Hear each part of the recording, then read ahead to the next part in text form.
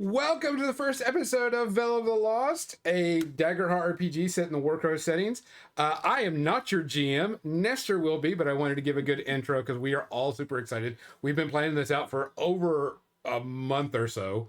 So we've been trying to get everybody together, do everything, and we've been going crazy. So I'm going to shut up for the time being and let Nestor take over. Nestor, it is yours game, buddy. Oh, good evening, everybody. As you know, I am Nessie. I will be the game master for this game, and hopefully, we will rotate game masters as we have here in the future because I love playing in other people's games when I get a chance. And so, the Daggerheart universe, if you have been watching the past episodes, Gonzo, myself, Mizzy have been talking about it on our past episodes. We're super excited. This is session one. I'm going to go with from clockwise. We're going to go with Mizzy. Mizzy, tell us about your character. Yeah, hi. I'm Grota Kicker. I'm a ribbit rogue.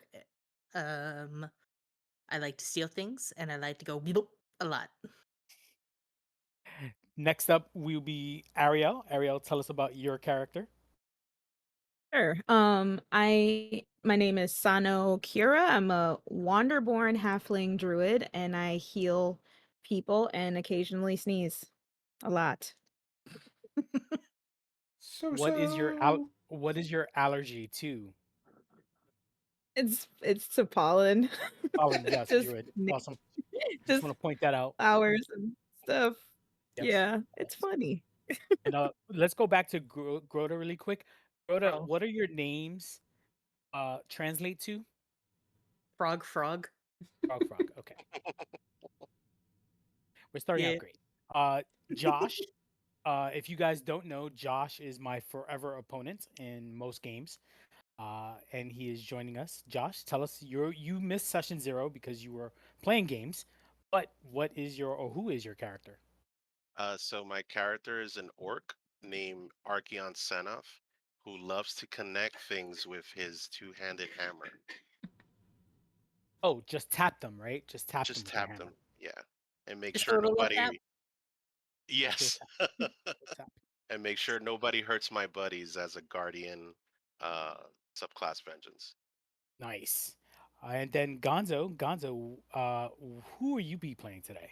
I'll be playing Tomlin Embersong. He is a bard. I originally, when we did this, was going to make him a half elf fawn. I decided to cut the half elf part out and just go straight fawn and just get it with that, so I don't have to worry about it. Also, I think the jumping, leaping ability is just it's just too fun not to play with. And I did change up my spell book. I did pick a different book.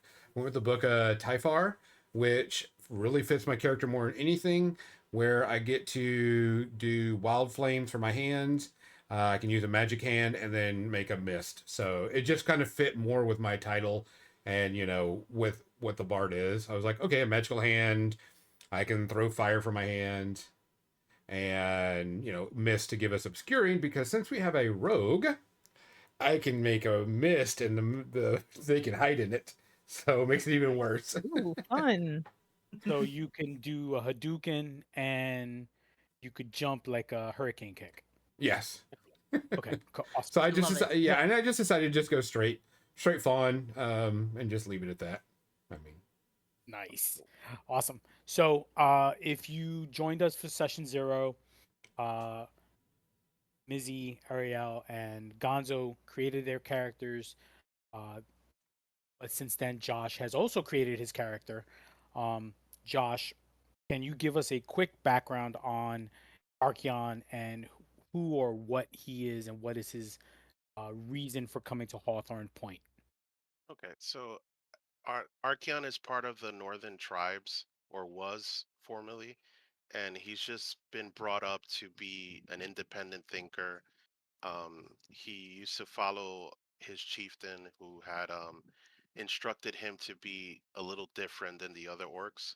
And upon him being killed by a group of humans, he's decided to follow the tracks to see if he can gain any clues as to who did it and why. And that's his main motivation. Gotcha. Any does anybody have any questions for Archeon or Archeon? Do you have any questions for any of the other player characters that you missed before we start? No, I do know that Uh, we have a halfling in our party, so we get to start off with one additional hope. Love you, halfling. Do I get one? Do I get one additional Oh, fear? Negative. no. no. Mm-mm. No, no. Mm-mm. Stop Negative. that. Stop You're that. already starting out Respectfully. with 4 fear. You'll be fine. Yeah.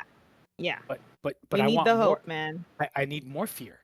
My dice will fuck me enough. You will get more fear. Oh, Calm yeah. down. Yes, I think Oh, I will keep No. track. I will keep track on who rolls the most fear and see what the prize is. start a spreadsheet. Just go for Start a it. spreadsheet. So, in session 0, I kind of started off really quickly that all of your player characters meet up at the um what is it? The Brave Parsley. And it is owned by Bran. His name is actually Bran Parsley. I'm not making this up. This is actual lore in Warcrow. Um, Hawthorne Point is a harbor town. Um, it is a neutral territory. So if you are familiar with movies or shows like Babylon 5, Deep Space 9 and such, it's neutral territory, Feudum, Mount Haven, all these other different places have as my phone is yelling at me for some reason. Anyway, sorry. Um they are they use it as a neutral territory for shipping lanes, and it's pretty much in the middle of Lindworm, which if you miss session 0, Lindworm is where the continent where everything takes place in the show, or in the show. um So, you are all in the large dining room of the Brave Parsley because you have been summoned by Bran, who's asking that you join a special guest. Before we move forward, today happens to be a very special day in Hawthorne Point, uh, as the fog has slowly been pulling away in the last couple of years. It's pulled away so much that a mountain pass has been revealed within the last month and has been deemed safe by the governor for expeditionary forces to be sent to explore the surrounding area of the pass to maybe see if it's worth expanding and what riches or if any dangers may occur to both keep Hawthorne Point safe but also increase the value of Hawthorne Point. Right now, it's just a harbor town, uh, where goods come in and get traded and people leave and come and go. It's a very bustling and growing, I want to say, town to city. There's less than 5,000 people in Hawthorne Point, but that can expand at any given time depending on how many ships. The harbor can hold anywhere between 10 to 20 ships and can hold out on the Bay Area another 20 to 30, which can still bring in small goods on small boats. Uh, so you are all in uh, the Brave Parsley, and Bran is bringing out food that the employer, I say that loosely, your future employer has requested to feed you. There's turkey, there's chicken, there's vegetarian options, there's um, something that looks like chicken, but you don't know what it is. Taste it at your own uh, pleasure.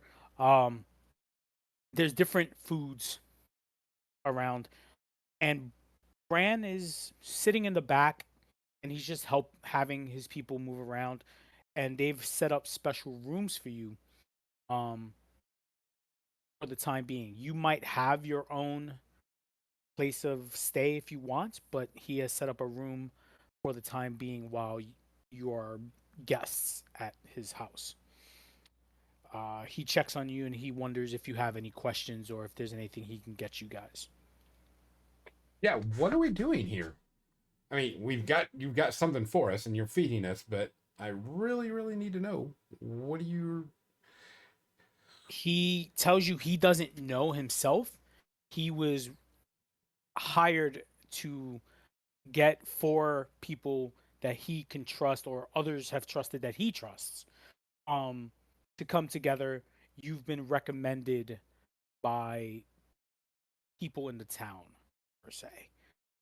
He won't go into further detail only because your future employer is coming and he wishes to tell you himself what the job is.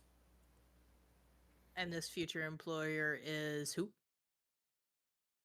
He looks at you, he winks, he's like, someone of great importance.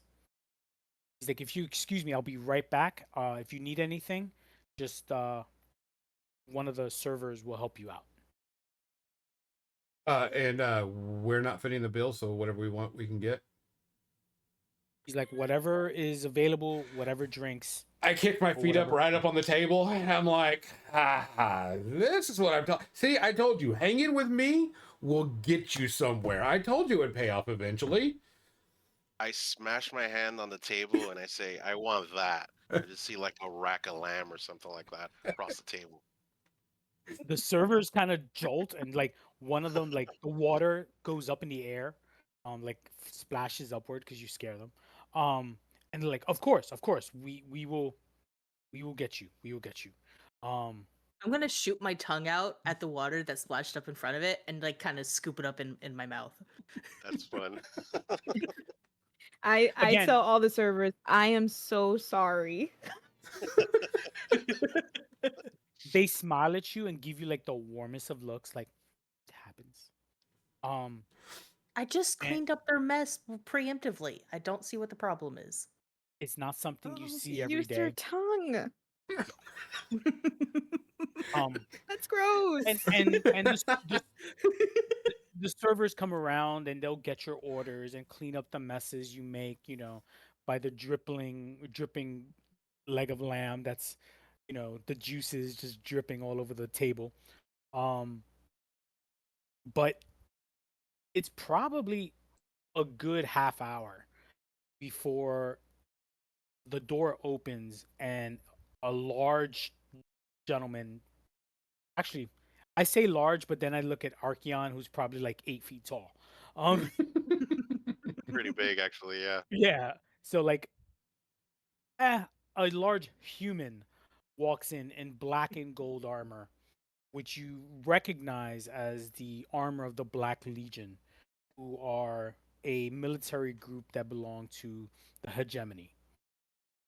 Hegemony being one of the kingdoms that help control and protect Hawthorne Point. But you all recognize him as Graydon, and he is the captain of the guard of pretty much all of the soldiers who protect Hawthorne Point. And he walks in, and behind him is the governor. The governor is wearing this lavish cloak. He's a dark-skinned human with long curly hair, and he gives off Lando Calrissian vibes. Like Dang, Lando. Lando. So a man of my own heart. Correct. He's got a he's lavish. We are talking bougie, but charming, and has a good reputation as the governor of Hawthorne Points as being firm but fair, and is loved by the people and loves the people, at least from what you've seen. You would hear, being in your previous adventures, you would hear very bad things of governors, mayors, council members, and such, but he has no shade on him. He walks in, he smiles, he has this charming smile. He's like, "Welcome. I hope all the food is up to your liking. If there's anything Brand can get you, please let me know. I'll make sure you guys are taken care of. But if Here, there's not, yeah, we need at least 4 wines. I need another rack of lamb. I need a steak, medium rare. Soso needs her vegetable salad that she prefers. And Grota Not wrong. needs a bunch of insects she can catch while trying to eat. You know. and he looks at one of the servers and, yes, my lord, and immediately runs off to go get what you just ordered. He takes this big throne type chair at the head of the table, and Graydon just sits in the back of the room, and he leans forwards like, "I've heard good things about you. Oh. Certain people have talked about you both, about you all. But as you have heard, there is a great celebration today, and the expeditionary forces of all the kingdoms are soon to be arriving, and they are going to start exploring uh, north of Hawthorne Point, where the mountain pass has, well, the mountain itself has become apparent to us. What we require, or what I require, is something of delicate nature. 15 days ago, a expeditionary force from Mount Haven came, and I allowed them to go explore the mountain area first. They made a generous donation to Hawthorne Point and its infrastructure, and the council and I agreed to let them move forward. It's been 15 days and we have not heard anything from them. So, what I need of you is to go to where their last location was and find out what happened and if they're okay. And if they're not, what happened to them. My concern is that they are establishing a secret route without using Hawthorne Point as a way to get their goods across. And that So would this is not about money. It's always about money. So let's talk about how much you're going to pay us then. You I did would say do- that they were wealthy contributors, so I will, surely. I will do 3 things for you. 1, you, Tomlin, will open up at the Grand Ball in a month's time. With my friends coming, of course. Yes, you will have as many invitations as you need that I can provide. And rack of lambs.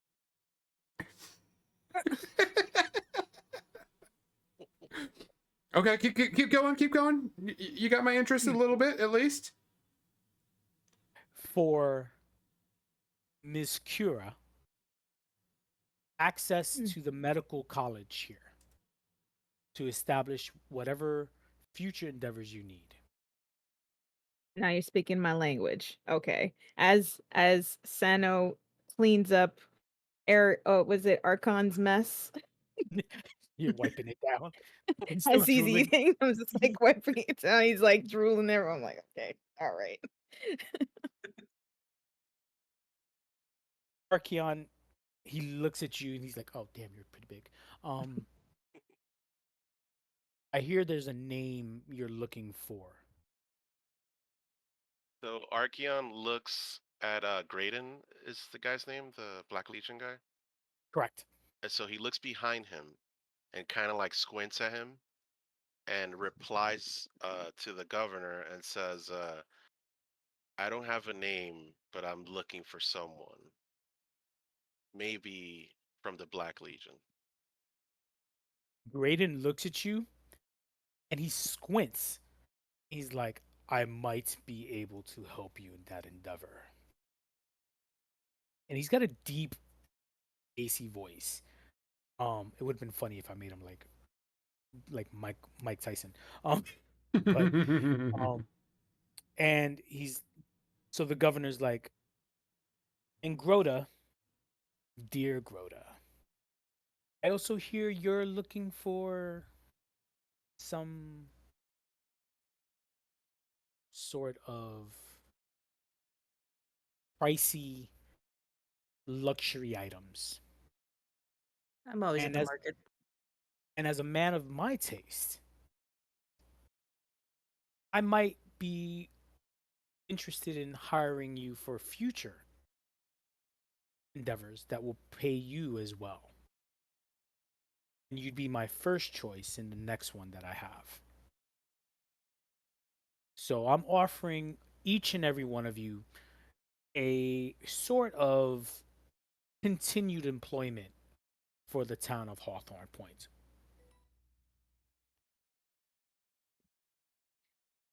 Is there any questions?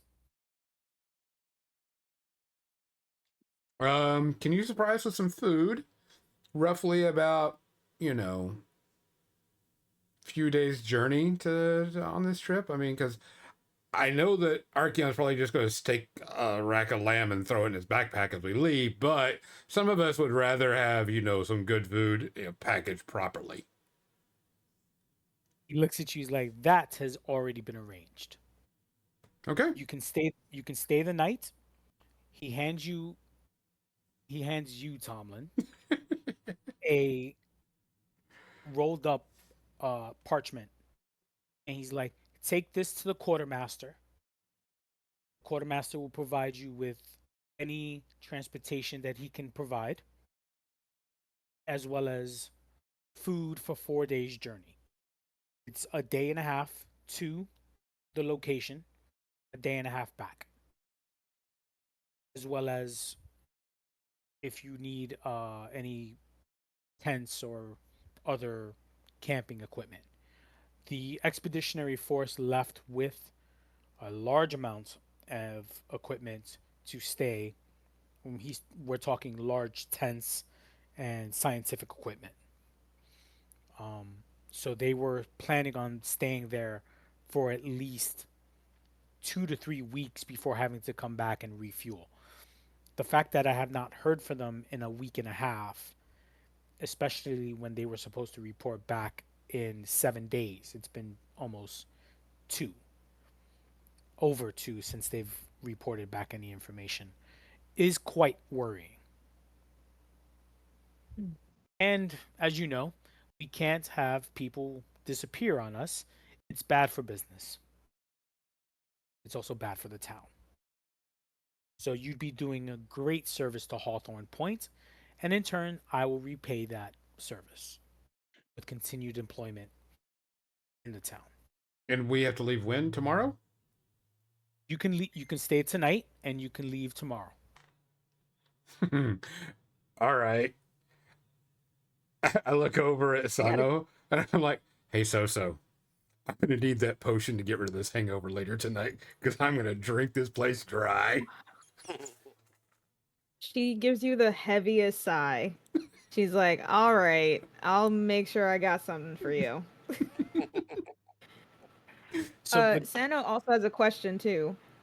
So there has been nobody else that has been to the mountain yet that you know of other than these people from Mountain Haven. correct. Mount Haven, it would be nice if I had my notes up. The expeditionary force um, requested to go quickly. Um, 1 second. I had Mhm. it.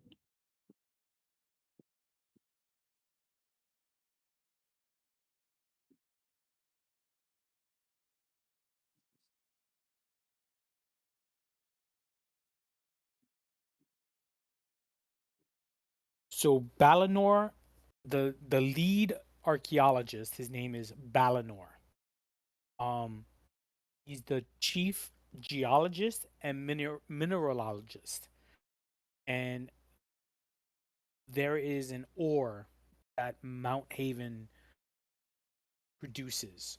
It's similar to like mithril, but it has different colors, and can be mixed further with other colors, like a blue ore and a yellow ore will make a green ore, and the green ore will have a different uh, effect compared to the blue or the yellow. But um, it's only found in the mountains of Mount Haven, which is, think of Mm. it as like the Rocky Mountains, like, or the Lonely Mountains, or very big mountain area.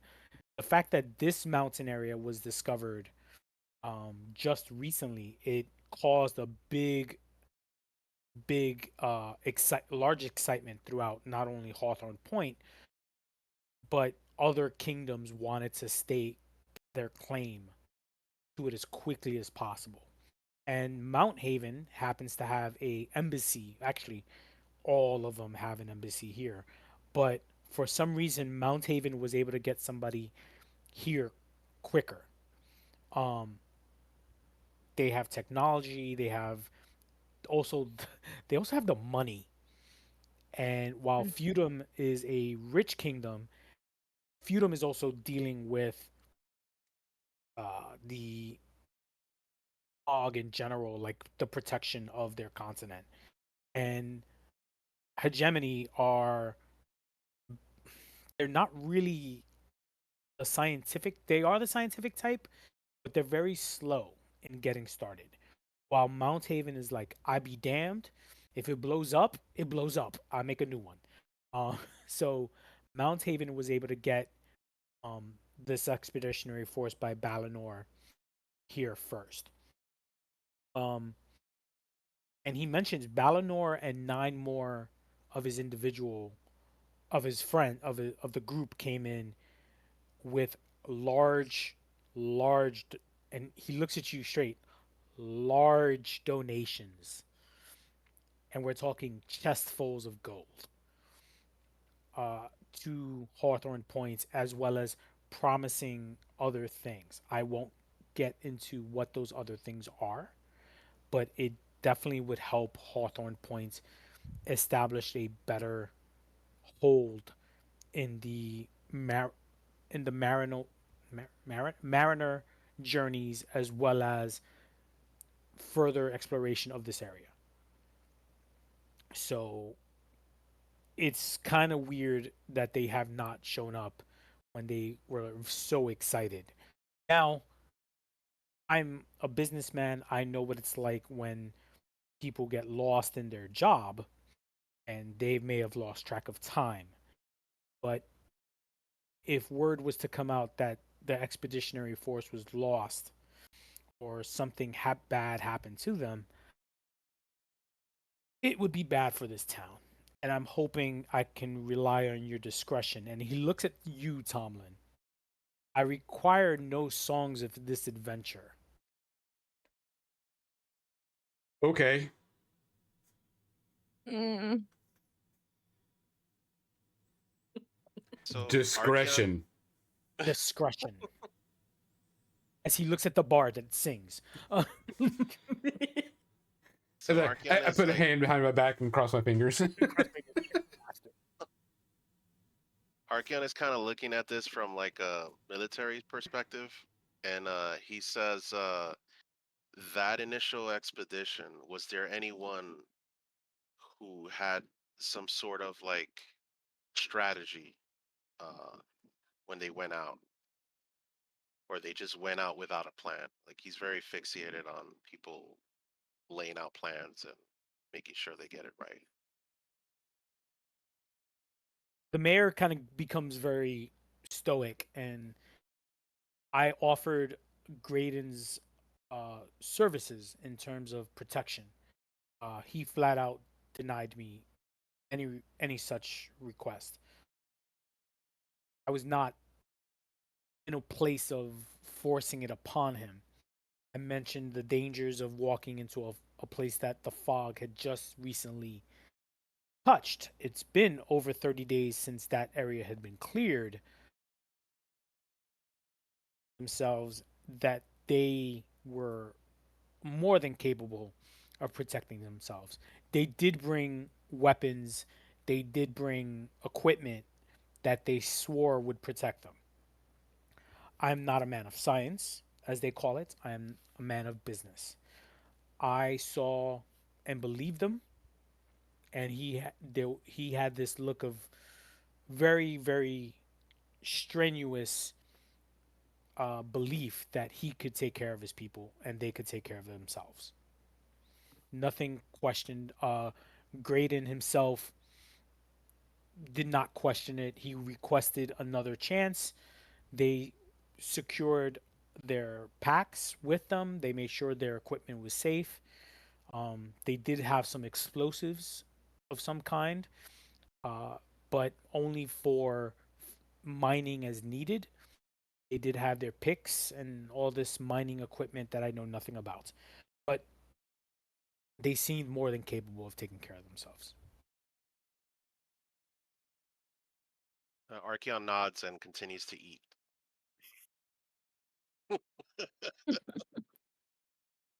Your hair has got to be super greasy anytime you tie it up because of the rack of lamb. And keep in mind, like for the size of his head, it's like a little drumstick. Right? It's like a it's like a chicken wing. Like, Yeah. and as you guys are talking and back and forth with the governor, the food is starting to come out. They had an idea of what you guys wanted. Plus, it's a tavern. The main area of the tavern is very happening, and there's people celebrating. Um, People have already started to come in from the hegemony content states and more Mount Haven explorers and such. I'm gonna get And- up and hold a drink and give a toast and say, to my fellow friends, tomorrow I'm up on the chairs, up on the tables, loot strapped to my back. We will make history. I pull my whip out and crack it above my head. Let the parties begin. We will survive and be famous once again. And I'm going to start singing a song and dancing around with my lute just to, shout everything out.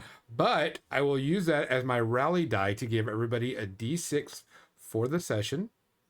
You can use this D6 for a reaction roll, action roll, damage roll, or to clear a number of stress equal to what you roll.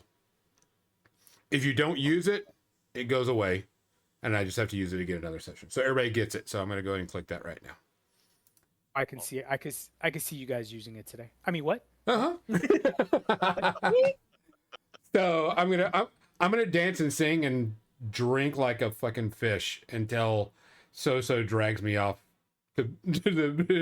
so I get So Sano, Sit down. Let him drink, and then later we can start replacing his drinks with some algae juice. He won't know the You know difference. So he'll start purging. He'll So start true. purging for the night. So true. Meanwhile, I'm already sipping on the algae juice because it's delicious. The governor stands and he if there are no other questions and he looks around. I don't ask a question, but I do squint at Graydon. Graydon for- doesn't Graydon doesn't even see you squint. You're getting the back of his head. Because he's like got the door open waiting for the governor to leave. So does governor have official name or just the governor? Funny enough is that I actually do have a name for him, but when he first took over at Hawthorne Point 10 years ago, he came in as just the governor, and no one ever since has they try to find out his name, and nobody can find out what his real name is. He came in just with the title.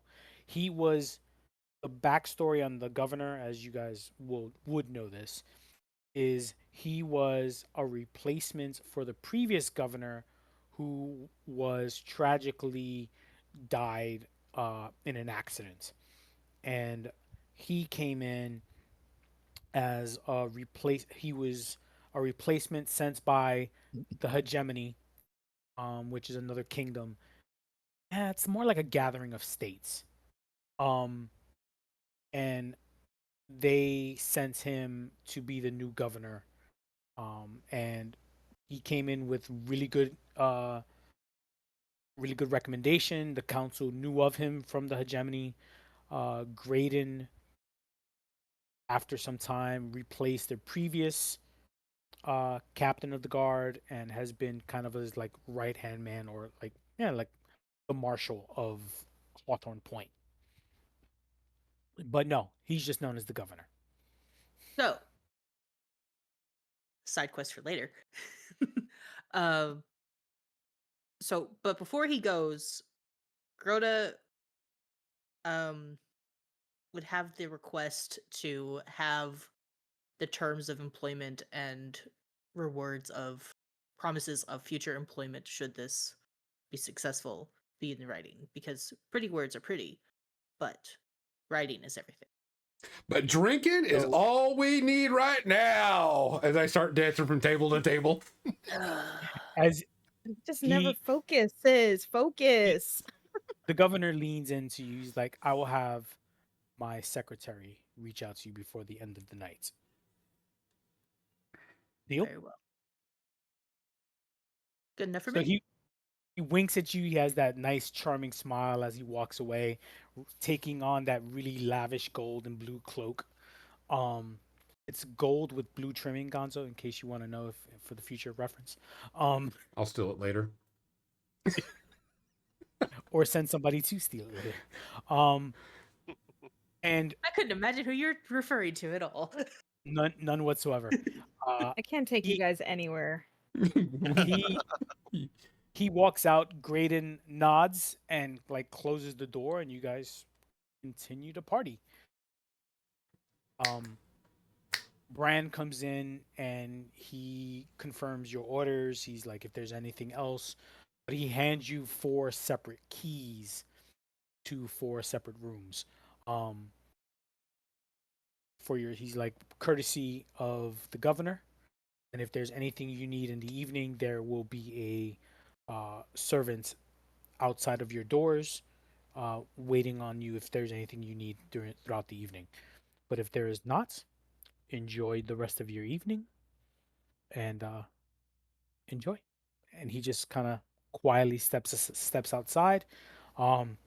He taps like a portrait, and he's like taps it on like the bottom left of the portrait and just walks out.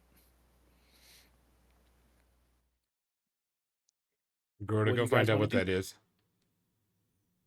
So as you're since you started early, you don't stumble off the table. But you almost stumble. But you're looking at it, and it is a picture of a young boy with long orange hair tied up in a ponytail, kind of just wearing like a nice tunic, uh, pants, boots, and an older gentleman who looks almost like Bran, except Bran has a beard, a red haired beard. This gentleman has kind of like a white, uh, red and white beard, salt and pepper, but it's with red, and a short cropped hair, and it just says Parsley Senior and son Okay. on the bottom. So you can assume that is Bran's father and Bran himself. All right. I am definitely going to drink it up, and I will choose as many ladies that I can to come back with me later tonight. I have to live up to the reputation of being a hoe, and there's only one way to do it, is to be a hoe. I mean, okay. Oh boy. Is there a lot of people like with us still, like in the background, or So how's it? you guys are in a main like you are in a main what's it called, like a conference room, right? So like a private room that Oh, the I see. governor set aside for you guys. um it has a fireplace on the side of the large room. There is a buffet style table with food and drink and pitchers. Now if there's anything special that you requested, they will make it for you, but a majority of meats and cheeses and drinks are there: ale, wine, water, the Special algae. plate of bloodworms. Sure, they'll Whoa. make. Nope. Yep. So vegetables and such. They kind of knew about you and your tastes, so a lot of what you normally would eat is there. Now, mind you, you have been in the Brave Parsley before, so you've ordered food that they'll provide for you. So if there's anything special that you wouldn't see or haven't ordered, they can probably make it within reason. Bloodworms, there is a harbor. They do get the worms. They make it and cook it to your style, Grota.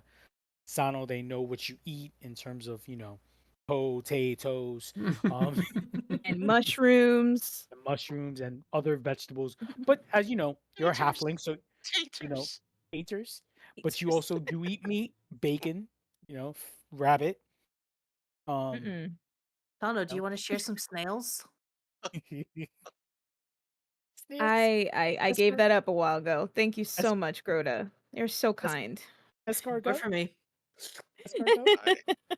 I'm gonna like kind of like sidestep everyone for a second and move myself towards Sano and ask her, "What do you think of Graydon? Right? Was the guard and Graydon. Graydon?" And I basically ask in the context of what she already knows, what I'm looking for, in terms of like if you think he might be suspicious or may know something. It may be too early to tell, to be honest. I mean, were we allowed to roll some sort of insight type, It's not or is he in. already gone? No, but I mean, you would know more of him. So Mhm. just from what you have heard, Graydon came about the same time, or actually, he came before the governor was here as a adventurer with another group of people.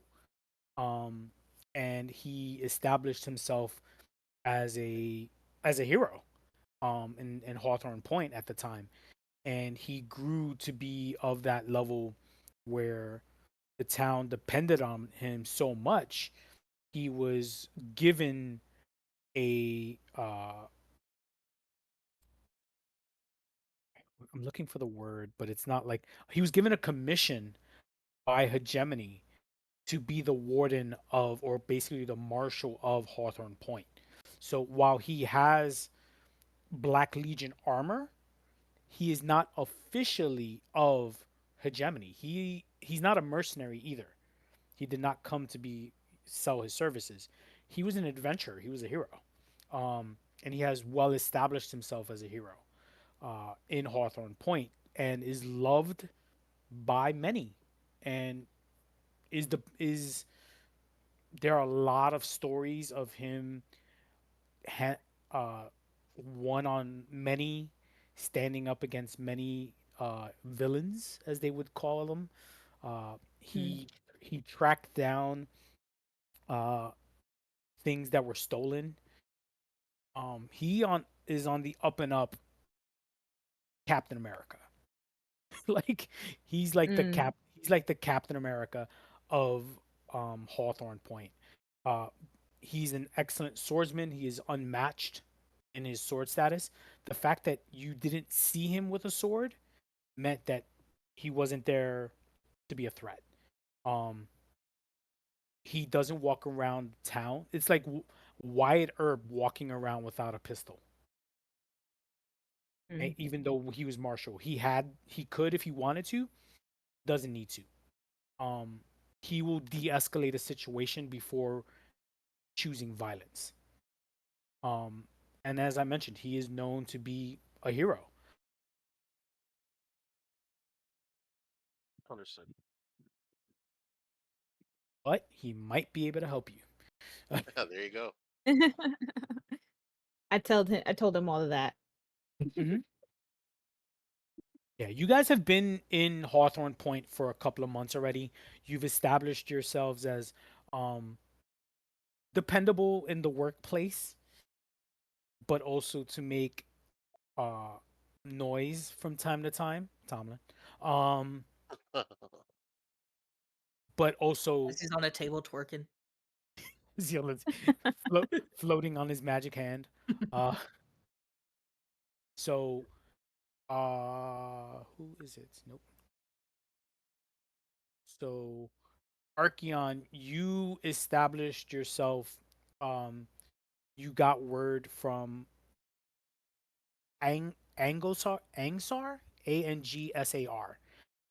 And he is the tattoo artist of Hawthorne Point, and he is a Varank. He is a blue-skinned orc in those short terms, but he has established a group similar to like the underground, where the northern tribes or people of the northern tribes who don't believe in the raiding and don't believe in uh, the violence that all of the northern tribes is doing, Angsar is part of that, and he brought you into Hawthorne Point because he heard of what your side quest is. Um, so just so you know, and uh, Ariel, you are working with Layla Ganjavi. She is, I think, the closest would be to a Haitian alchemist. So she's got that dark skin, French Creole type accent. Um, Mm. and so she's been helping you with your studies as well. Um, and Tomlin and Grota are both visiting because they might have gotten kicked out of the last town that they were visiting. Uh, We were so not kicked out. We voluntarily left with sure, certain with things, items that we with may or may certain. not have needed. So you booked passage and you heard that Hawthorne Point is the kind of city that or town that you can disappear and lay low for a little bit. Exactly. Exactly. And Tomlin has been throwing parties almost daily. Look, Tomlin can party all he wants to. I've got my shadows. I'm fine. Yes. So, As I'm, rifling through my bag a little bit, looking at the shiny thing that I have. My latest acquirement. you're like, ooh, shiny. Oh, It was worth it. it was worth Shiny it. object. Shiny objects, yes. Um, as you guys party for the rest of the evening, is there anything else you guys would like to do before um I move on to or the next section? Is there anything you want to do? Drink, party, drag some people to bed, get yelled at by So. So Sano has like given up. at some point. Yeah, I've just given up. I go to my room and I shut the door and I just pray to God I don't hear anything. Oh, wow. No promises. Ugh, please. Earmuffs, earmuffs, earmuffs. Earmuffs. Yeah. Earmuffs. Do I know any Exactly. sort of silent spell? That's You hilarious. start counting primes. hmm Mm-hmm. I just started watching The Foundation. Don't get me into that. Finally, Oh, Thank you. started the Sorry. new season. Sorry. Yes, incredible it's so far. yes. I downloaded the books. Sorry. Moving on. So there was something. No, no, no, no. I'll There- I'll volunteer this when I go into my room. One thing I do is hold on to uh, a part of the necklace that I hold, which has different sets of claws, and one of them belonged to my war chief. And whenever I touch that, I feel like he's alongside me. And I don't know if it's uh, like if it's actually happening or I'm just imagining it. Leave Oh, it so you there. kind of like see like like a spirit of him, but you're not Yes, sure if it's you're never sure if it's him or if right. it's your imagination. Um, Yes. so is he? So did he have like that long, white hair like most war chiefs have, and like he has like the fur cloaks, and like he's covered in like skulls of his enemies and such. So I Exactly. imagine. And then like a what do you call like a bear pelt Mm, covering a portion of him. Yeah. yeah, he's hot. He's hot. Yeah. He's a little. Exactly. He's making me hot. Um, as you well, as some of you go to your rooms and some are just being hoochies on the dance room. Uh, Never. Grota, Grota, where are you right now? Mm, I'm still at the bar, watching, making sure that Tomlin's not getting into too much trouble. Just up to his regular shenanigans type of thing. And I'm just kind of observing people, see if anyone sticks out. You are looking around, observing, and you see a being in a long, dark purple cloak. And you can just see their eyes looking at you from the candle on the table. Um, their hood is super high, above their head, so it's almost you can look into the cloak, yet something prevents you from seeing their face fully, except for their eyes. Um, and you can see a hint of like hair, like on front of their head.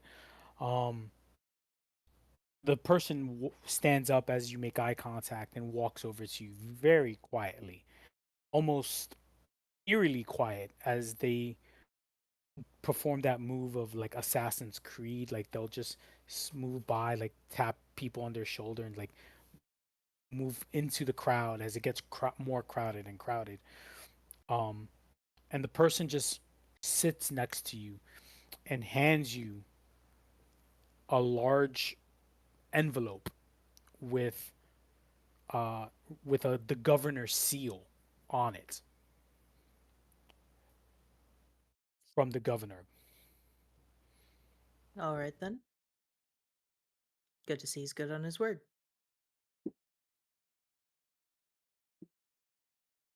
Gonna open it, make sure, check everything, make sure it all checks. You break the seal. It's a parchment, and in it it looks to be, at first glance, a contract stating uh employment for at term service. It's very straight but also not straight to the point. It's very ambiguous on what exactly your employment will be. Mhm. Um, but it mentions terms of service for up to 36 months or completion of Yeah, okay, terms of service, great, wonderful. yep. It says terms of employment. Sure. Okay, yeah. So it's like, I'll get paid or I'll have to steal it. Either way. well, it also states that you are getting paid per position, uh, sorry, per job, how much you will get per job in terms of handfuls of gold.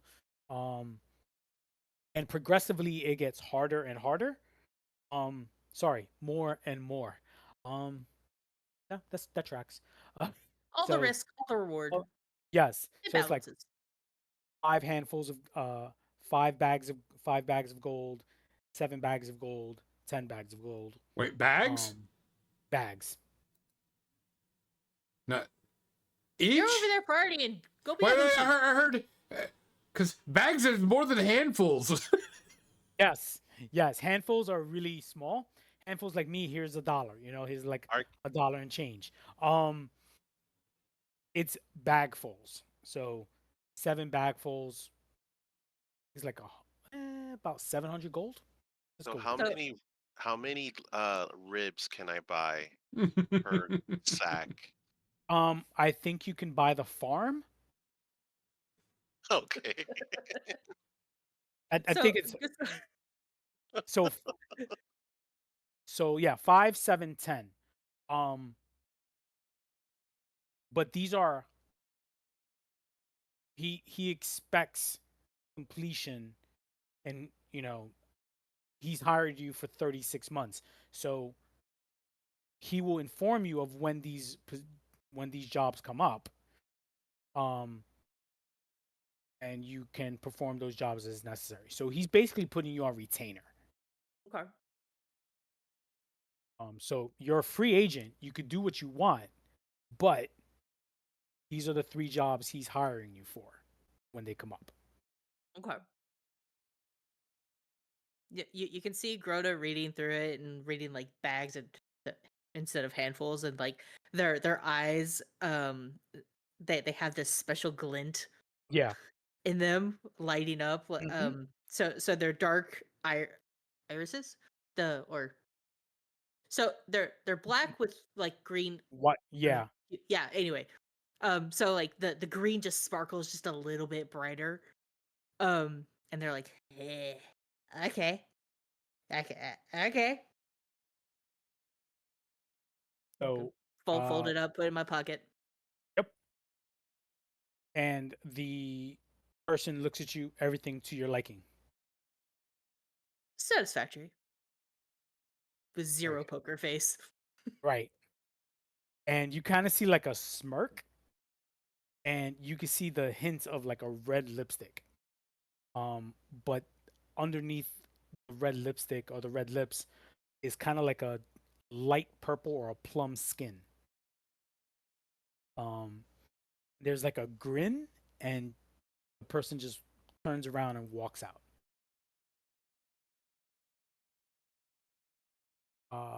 I am gonna go back to my plate of bloodworms, pick it up, slurp it in my mouth like a spaghetti noodle. But slimy, but satisfying. Satisfying. Yeah, exactly. Sano, what are you up to? I think she's making that little like tonic for Tomlin. And then just going every stinking time. I just can't. Just mumbling, and then she kind of like goes. Maybe she studies a little bit about. Well, actually, let me ask you: would she know how, when the fog dissipates, what happens to what it overtook, or is this like a very new thing? You've heard rumors. Um, the fog tends to act differently.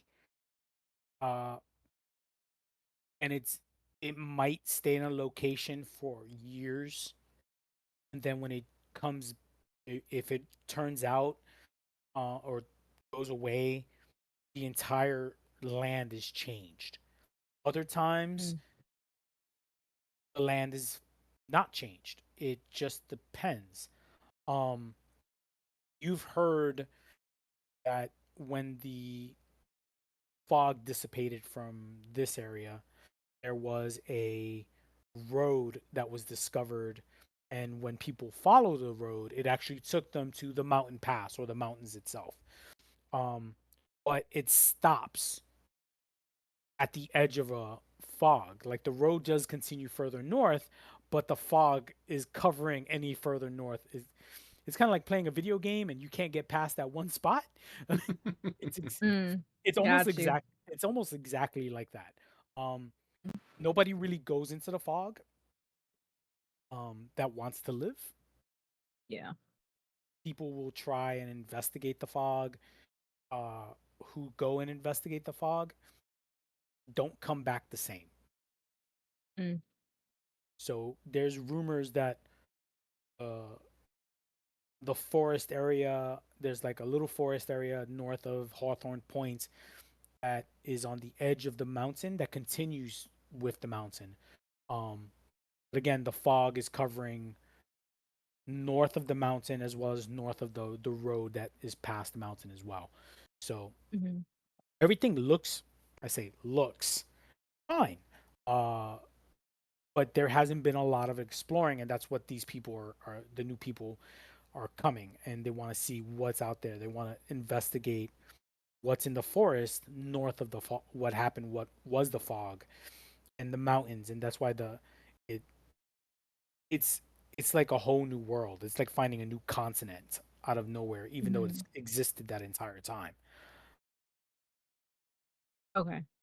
So so remembering these things, um, she is thinking about how it's important for us to be kind of cautious as we're going into this area that used to be surrounded by fog. Um, and then uh I think what she will probably do is instead of probably maybe going not going to her room right away, maybe just sitting around and just kind of like just making sure everybody's good. Just if they need anything, I'm there. I'm very helpful. Like I'm a very helpful type of character, so I would like make sure they're good. And then when I think they're good, and if Tomlin falls or whatever, that's fine because it's normally what he does.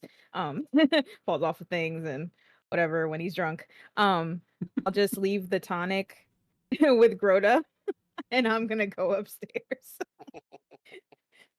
my room. Kind of Um, swish it around. th- Yep, that looks right. that's yep, that's Yeah. fine. Yep.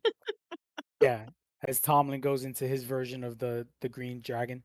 Um, Archeon, what are you up to right now before the end of the evening?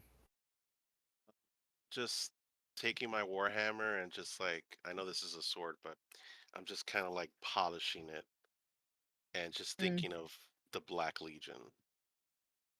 And I'm still fixated on Graydon for some reason, and I Is don't know that why. is that Nasir? Nasir? Yeah. Hey, Nice. hey, Did I hey, You happen? hey. know, you I, know, the scene with Gandalf that he's like, my precious. I'm saying his name the same way, yeah. just repeating it multiple times, trying to see if I can, you know, grab a figment of a clue if it exists at all. Mm. Yeah. And Tomlin, what table are you dancing on, or are you just Every are you fucking still table. every fucking table? Exactly. Leaping to each one, throwing a bit of, magic around and flurry, singing a song of heroes' journeys, um, bending down and, finding a girl and stroking the cheek as I move away, that whole thing. Nice.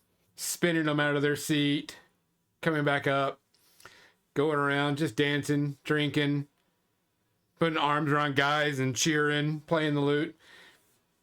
You know, All I'm picturing is a drag show. very Much. much so. I Yep. love Yep. it. Yeah. Very much I could be, very much. There's a RuPaul's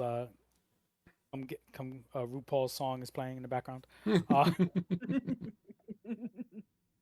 so the rest of the evening obviously goes without any problems. Uh, Tomlin, you eventually go to your room. Grota, you go to your room.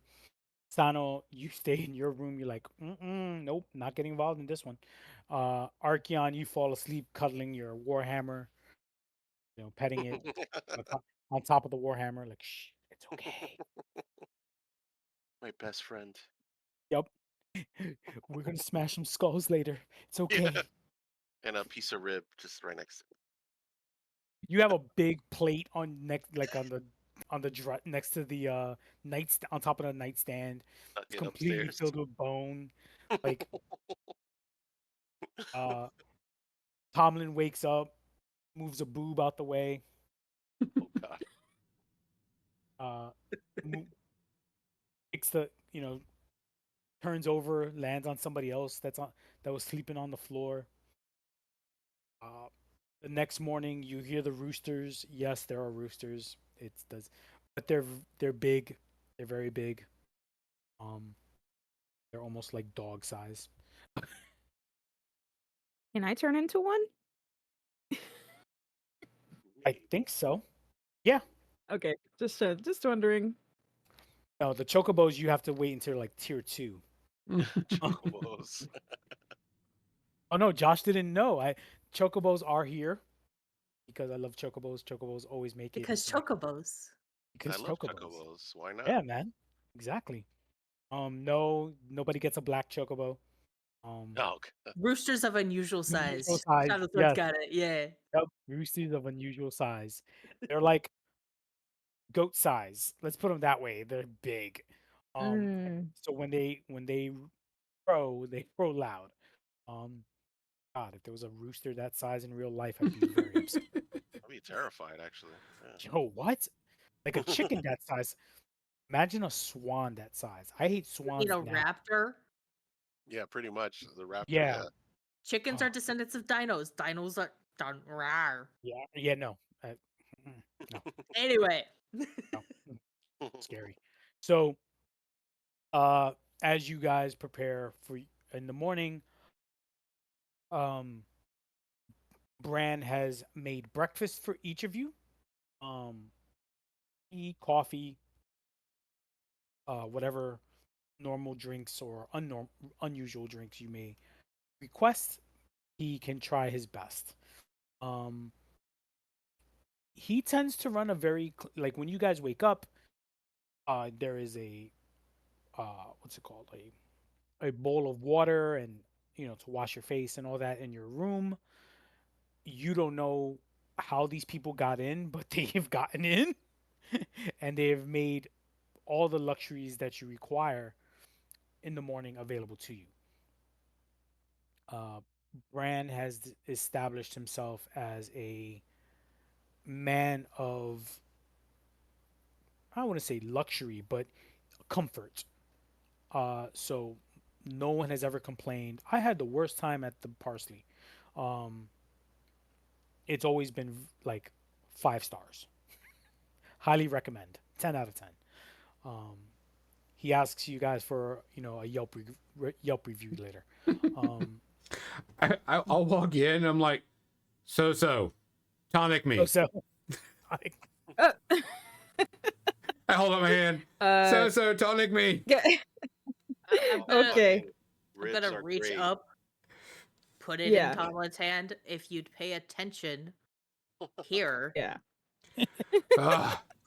I'll down it right away.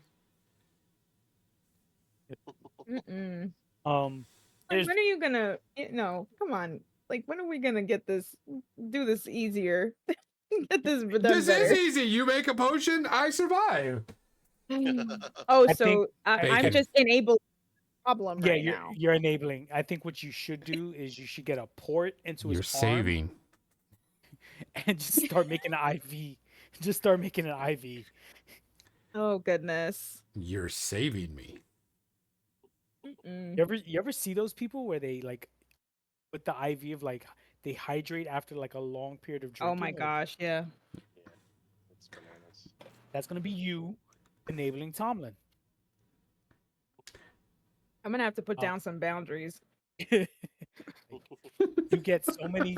You get X amount of tonics per week. Like, Mm-hmm. This This is your limit. yep. Can't go past this. Exactly.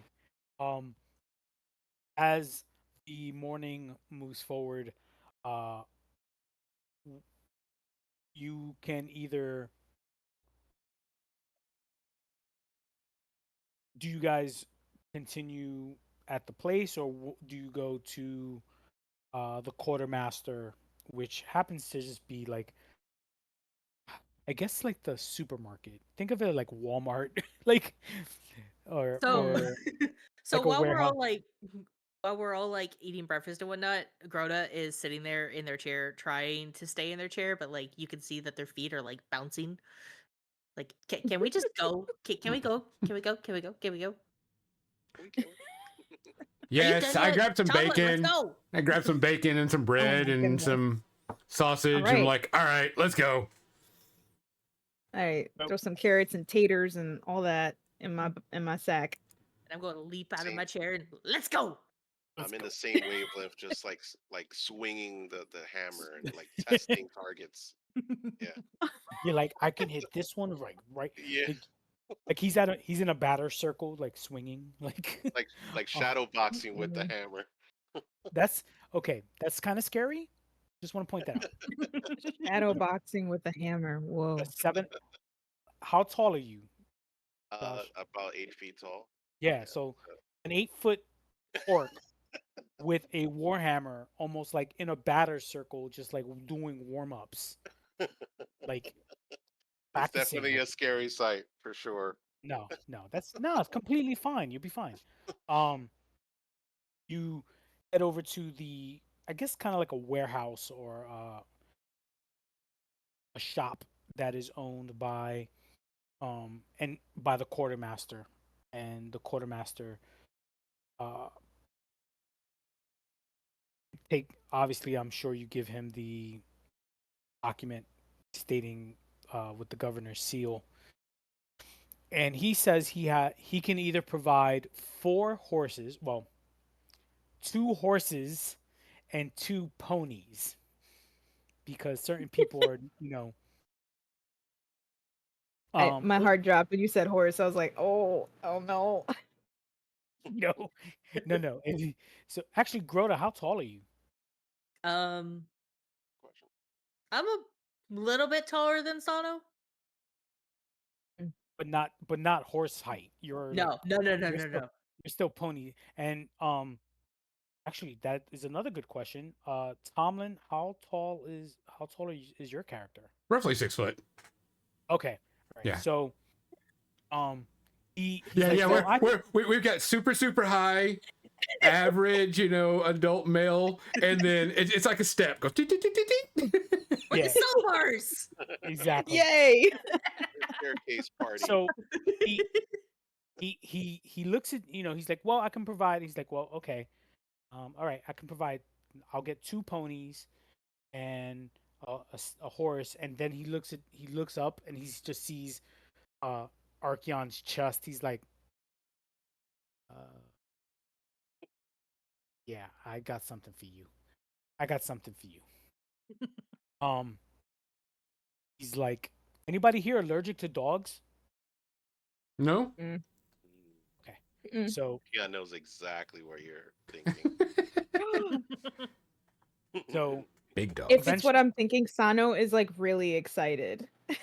so he has one of his handlers come back with 2 ponies, and they're really cute. They're like a little, like a chocolate white mix, and then a gray black and gray version pony. And the chocolate one has long black hair, and the the black and gray one has white hair. And he hands whichever one you want. You 2 can fight over it. Yeah, done the black and gray. All right. I gotta then- be concealment. Listen, it's The all darker the good. better. My pony Let- matches me. He later comes back with another horse for Tomlin.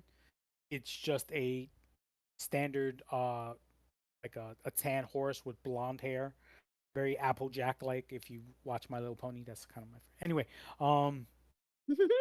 Perfect. And then you hear growling, and you hear, "Come here, you son of a bitch! Stop! Don't you bite me! Don't you bite me!" And he comes back, and the quartermaster comes back, and he's got the biggest wolf you guys have ever possibly seen, and it is huge. It's almost the size of a war horse. But immediately recognized it as a dire wolf. Huge, huge. It's actually more wog than dire wolf, but it doesn't Mm. have like it's not as ugly. It's actually a dire wolf, but it's a big one, and it's got the saddle. But it's more like while the Northern Tribe orcs, their dire wolves and wargs are not domesticated. This one is, I don't even want to say domesticated. Like it's not a dog you go pay fetch with, but it's not biting his head off. Mm. And you could see like the wolf looks at you and just growls, Archeon. It just growls at you. And the guy looks at you, looks at the wolf. He's like, he's all yours. Hands you the reins, and he walks away. He's like, Can can I approach the direwolf and help calm it, like be okay? How that would be, but I mean, that's a very good question. because I know I Um, have like I know I have nature's tongue, but I think that's just to speak to be able to speak to animals and plants. But um I should have knowledge of the wolves because it's the first dire wolves was the first thing I bonded with. Oh, that's cool. So you could use, um, I think what would be.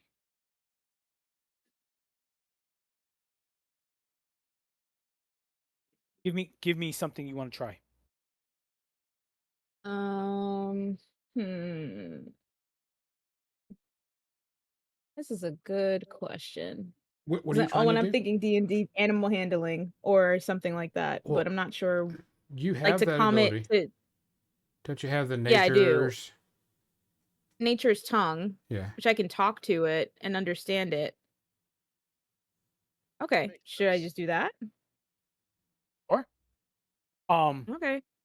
So it's was it a does it oh, describe how? instinct. Oh yeah, how it works? Oh, you can speak of the natural world when you want to speak to plants and animals around you, make an instinct roll. Okay, On a success, instinct roll of oh, is that D12? What was I saying? Instinct roll so 12? You have to roll. You roll your duality dice, and you have to get a 12 or higher. Oh, 12 or higher. Okay. On a success, they'll be able to give you information you know. On a roll with fear, their knowledge might be limited to some cost. Um, and before you make a spell cast roll while within a nature environment, you can spend a hope to gain +2 bonus to the roll. But we're not really in a natural environment, so I don't think that counts, right? yeah, you're in a town, so So your DC um, is Okay. 12, essentially. yeah. So then you Hmm. would go to your character sheet and roll on your. I guess is it right click or left click, Gonzo? I've never actually used it. Um, Uh, you just click or on just it, Okay. and yeah. then when you click on it before you do roll, if there's any advantages or anything you need to do, you add like a +2 or advantage, whatever you need to. Hmm. Oh, yep. I see how you did it. Yep. Yeah, I got it with fear, but Yeah, I did beat the 12. yeah, you did. Um, so So you gain a fear. yes, I mean, oh no. Um, Right. so it kind of as this is the funniest thing ever. A halfling walks up to you. You walk up to it. And I go to his like leg and I go, "Hey, what's going on? Are we a little grumpy today?" He's like, he looks at it, stops growling, turns over to you. You could almost swear it like raises its eyebrow. Like,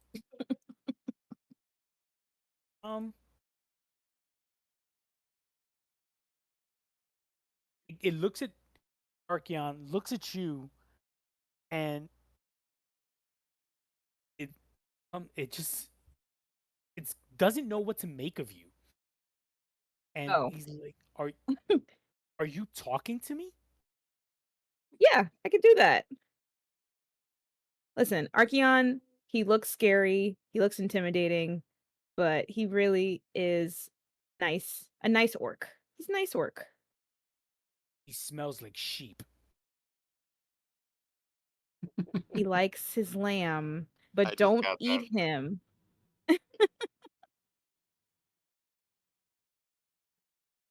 All right, let me make you a deal. If I go find you some raw meat and give it to you right now, you're good? We'll see. All right. I go to the handler and I ask for some sort of like meat that they have laying around that I can give him.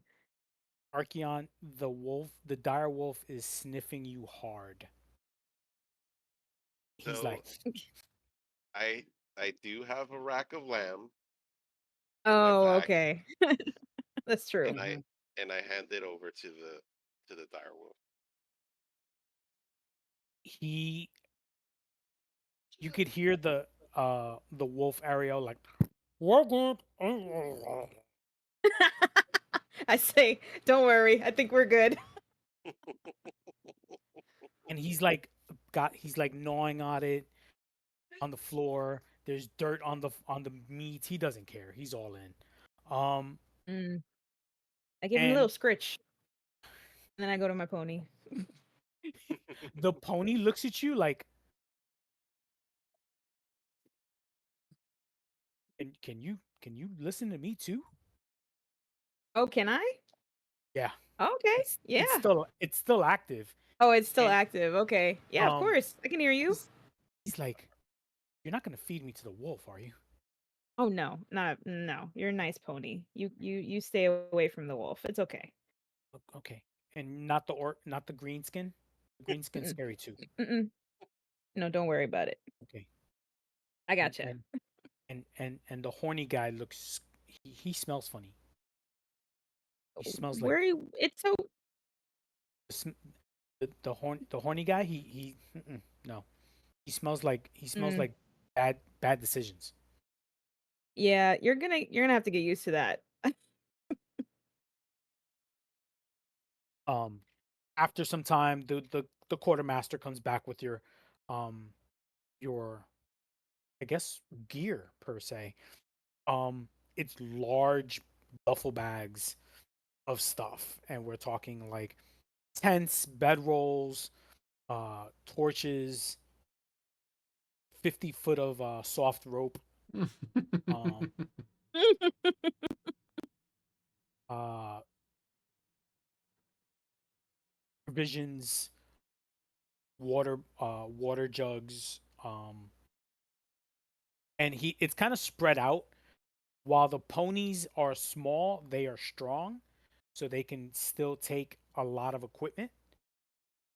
And the horse is more of a Clydesdale because it's actually a thick horse, because of the rugged terrain. And they put the stuff that would go on the direwolf on the floor and tell Archeon, "Good luck. You put that on him." Because the nobody he does not let anybody put anything on him.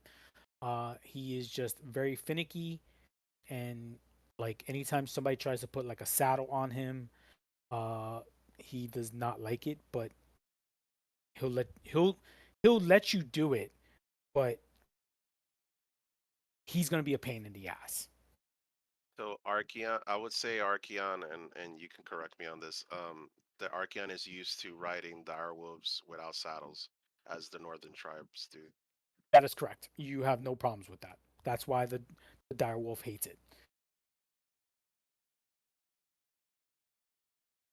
You hold on to his bridle, his hair. You have the experience to ride him as you would.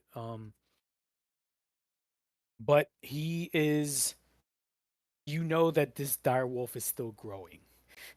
like he's almost pony size for you.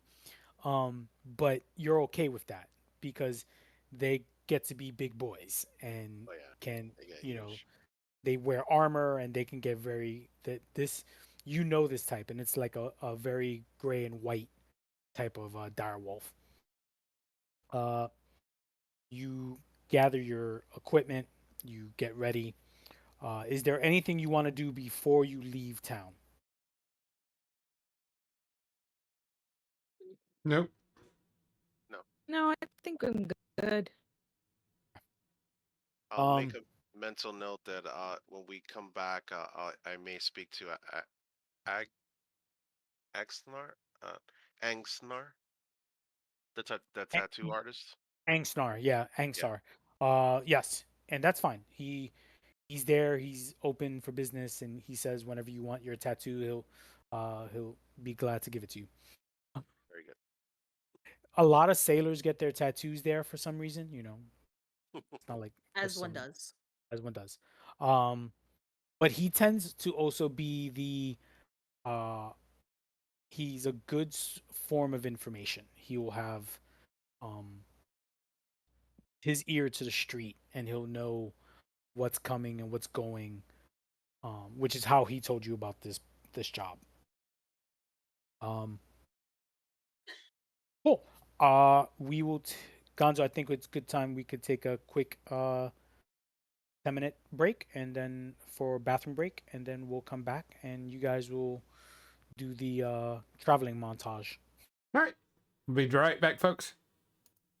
And we're back, folks. Thanks for waiting on us. Or a quick pause so we could go get drinks. Nessie, all yours, buddy. Hmm. Thank you.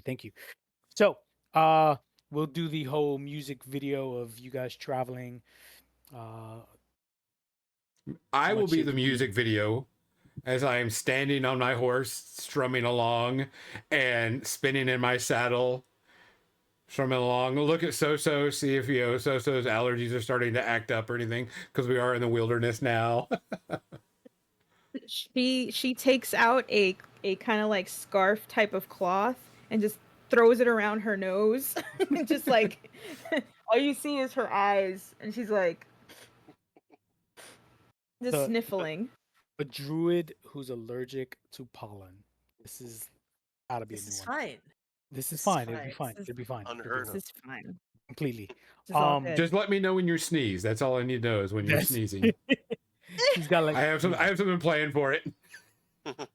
there's like Oh my she's god, that's hilarious.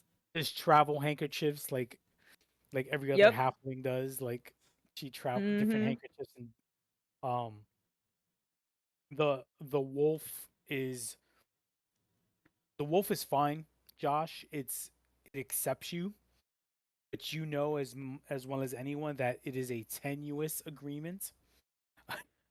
um Can't take it for and granted at all. yeah, like if you treat it wrong, it will bite you. It won't care. Yes. Um, but it seems to be on its best behavior right now. All the mounts are giving the wolf a wide berth. They are like not. They are nowhere. They are probably a good 10 feet ahead of it or behind it. There is a big. If you're in the middle, Josh, there is a big gap between you and everybody else. Um, I think he should be leading. I agree. It feels very natural Mhm. that Archeon would be the leader. Yeah. so I'll take the um, lead. Yeah. yeah. So you kind of go up forward, and the road has uh, it's actually cobblestoned, which is very strange for a road that has been under the fog for so many years. No one knows how long uh, the fog has been part of or surrounding this area. Hawthorne Point was recently cleared of this fog. Um, Probably a good 50, 60 years. And the fog in the area has been stable ish, but this is the first time that you actually see any of the roads outside of Hawthorne Point, um, where it is cobblestoned and not, oh, it's cobblestone and there's missing cobbles. No, no. It's a very sustainable, clean, it's better than New York City roads type of cobblestone. No potholes. So, um, there's no fear of like, oh my God, we had a wagon and the wheel broke. No. Um, and you travel for most of the day without any issues. It's flatlands, but you've noticed that the Sano, I was about to say so. Sano, Sano, Dang. you see the forest outside of the area on the edges of the road, and the grasslands are not as brightly green as you would expect it to be. But they're Mhm. not dead either. It's it's giving off like Central Park in the fall vibes, where there's still sun, it's still green-ish. Some of the trees are bare, but they're not dead. So your allergies are not as strong as you would have expected it to be. It would be considered almost springtime. Uh, it's weta. Um, Mm. So so I bring down the masks a little down and I go, that's it's weird.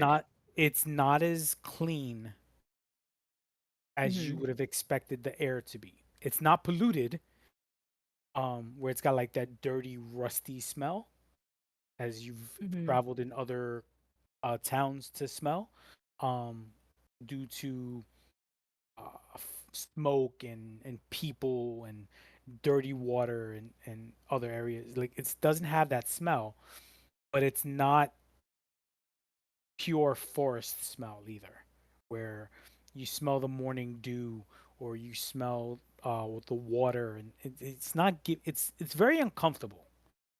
Uh, Yeah. and the animals are skittish as well. Not to the point where they're going to bolt, but you feel the pony underneath you very wary, and it's not showing confidence um, on the Mm. road. But they're not going to leave you either. Uh, so Okay. uh, throughout the rest of the day, very normal travel.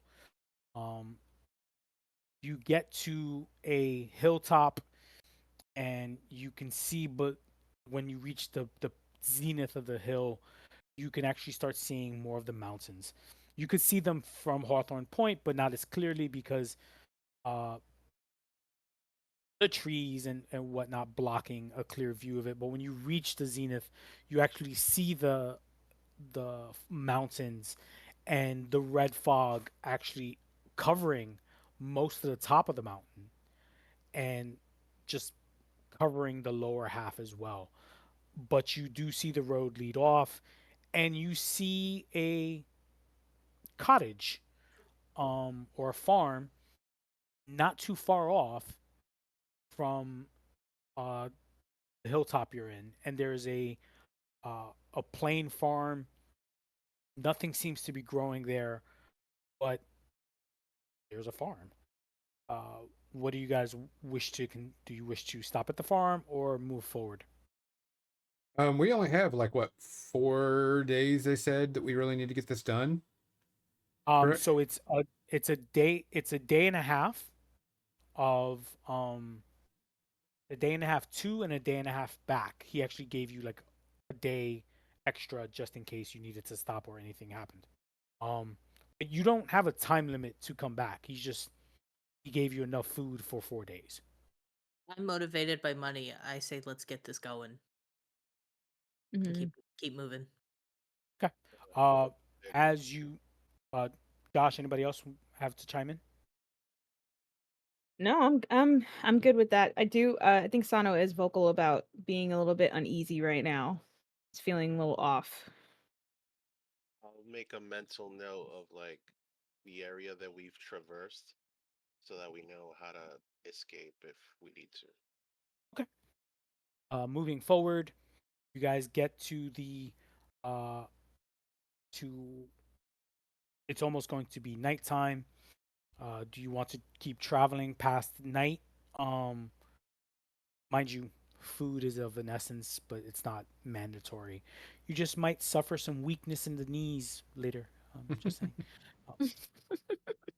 I mean, Lack of prime rib or something, you know. How far do you guys want to travel into the day before making a rest? I mean, just average. I mean, just making sure that, we get where we need to be, enough time to camp, hang out, not worry about anything. Okay. Um, you could kind of see off in the distance there is a clear path. There's no forests touching the road or nothing freaky deaky on the nearby. There's a lake, um, some stones. It looks like probably a good spot to call the night. Um, you traverse, you tie up your animals. You guys set up your tents, set up your. Do you light a fire? Do you stay? How do you guys set up your camp to be? I Um, mean, good. fire, right? Yeah, fire. Yeah, fire intense, and make sure our animals are fed as well, and Yeah, we water. tie up the steeds, make sure they don't run away, and I volunteer for first watch. Okay. Um, I you volunteer for guys no set up watch. volunteer for new. You, That's why you got me. Get your beauty Oh. sleep. yep, Uh, yep, yep. Yeah. Oh man, I overslept. My bad. Mm-mm. I'll take second So watch. so Archeon, you set up your watch. You're staring into the fire. Is deep, you know, deep deep concentration. Or do you walk around? How is your patrolling? Do you sit and So wait? what I'll do is I basically circle the camp, find the highest point in our immediate area that overlooks the camp, and just like set watch for a little bit there, and then circle back in the camp and just in a roundabout way. Gotcha. Very Um, methodical. right. So you're doing like a patrol. You're getting. There's actually a boulder nearby. A lake, or it's a pond. Let's not call it. It's not a huge lake. It's a pond. Grota, no relatives are there. Sorry. Um, I thought we established all my relatives were dead. yes, that's what I'm saying. Mm-mm. Damn, that got dark. Um, Dang. My family is my found family. There we we go. all decided that Grota is finding Nemo. Her story is very dark. Like she's I like, am I'm the not only. sorry. Nope. Dory. Yeah, I might have cried. I touched the bullet. Um, and yeah. I had to So get the map from somewhere. right, I got the I map got from it. the butt. But you did get it from the butt. Uh, Archeon, you're walking around, and you notice in the middle of the pond a blue light floating, like a flame, like a blue flame. And it's just sitting there, just dancing in the middle of the pond. Uh, I'm gonna do. I'm gonna run away. No. I'm gonna do an instinct roll. I got a +1. My to perceive, I guess. Okay. Go for So it. I'm gonna roll. Okay, so I got a 13 with hope. Okay. Um, it didn't really need much. It's just a very bright blue flame. So don't forget to mark your hope. Um, Oh yeah. but it's floating in the middle of the in the middle of the pond, probably about 3 to 4 inches off the ground, off the water. Um, and then you see it, and it splits, and now there's two of them, and they're just kind of like dancing and moving around of one another. Do I feel threatened by it? Um, it's not normal, so I mean, I would. Um, so and the lake, the pond is not too far from the camp, right? No, it's a stone's throw, so it's probably like 3, 4 feet from you guys. Um, you guys like cleaned up yourselves. It's clean water. Um, Nothing really outstanding from the water itself, but the pond, as you keep looking at the flame, both both flames lighting in midair, and again they split. So now there's four, and they're starting to move closer. I quickly Mm. walk over to Sano and alert her without startling her too much.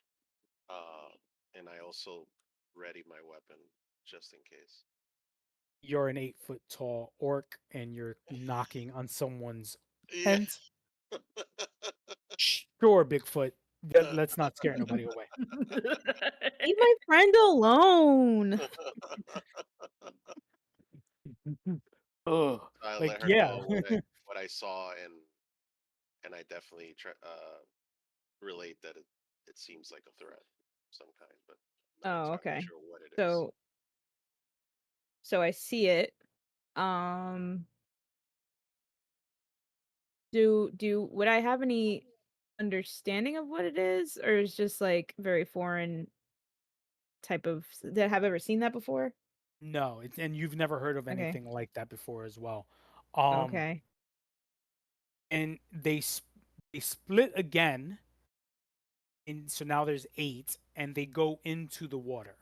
Kind of like they're floating, and then eventually they kind of like as they get closer, they sink into the water. All And right. now the water itself is glowing blue, and it's pulsing. Uh, maybe it's not anything crazy. Oh. I look at you with like very like worried face. I'm like, should we Yeah, get like the others? I let her know that I'd never seen anything like this before, but I don't think it's nothing. And we should Okay. alert the others. All right. You're like, hey guys, blue water. Anybody familiar with this? Blue water. Glowing blue water. Try my knowledge No. roll. I'll try a knowledge roll, see if I've ever heard anything in my various travels. And mine is -1. Hey, I got a +1, Oh. buddy. There you go. Wow. Yeah. All right, let's go and roll. And I get it with hope, a 14. I'm going to take that Nice. hope. I'm at 4 Why hope can't you now. guys roll? It's 2 with hope. Damn it. You've Failed. heard you you've never heard of it per se. You've heard of stories of blue flames, but mostly from the ruins throughout Lindworm. That note some sort of ruin nearby from past civilizations that you've heard of, but you never heard of anything on the water. Anything that makes me suspicious, worried? Oh yeah, no, you're highly suspicious of this. So, but- I would this still be considered like a low light situation, because it's dark, even though like there's like blue light on the water. So the light itself isn't bright enough to break past the water, if that makes sense. So like Mhm. think of like putting a flashlight in a dark pool. You'll see a little bit of the light, but it's not going to be strong enough to break out. So yeah, it would be a low light situation. Cool. So because I'm underborn, I have advantage on rolls to hide, investigate, or perceive details within an area.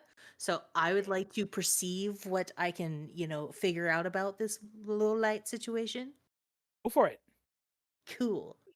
So Nice. that is going to be instinct with advantage. That fear. Ah! I told y'all. I told y'all. Give me that fear. I told y'all my dice were gonna fuck me. Oh, So But I it got a wasn't 14. okay. I So get you, because of your low light situation, you see almost as clear as it was daytime. The glowing is coming up the water now, and you can see shapes in the water. Uh, four of them look like blobs crawling on the bottom of the water. Four are almost humanoid looking, but they're very slow, and one or two of them are dragging their legs with them as they walk.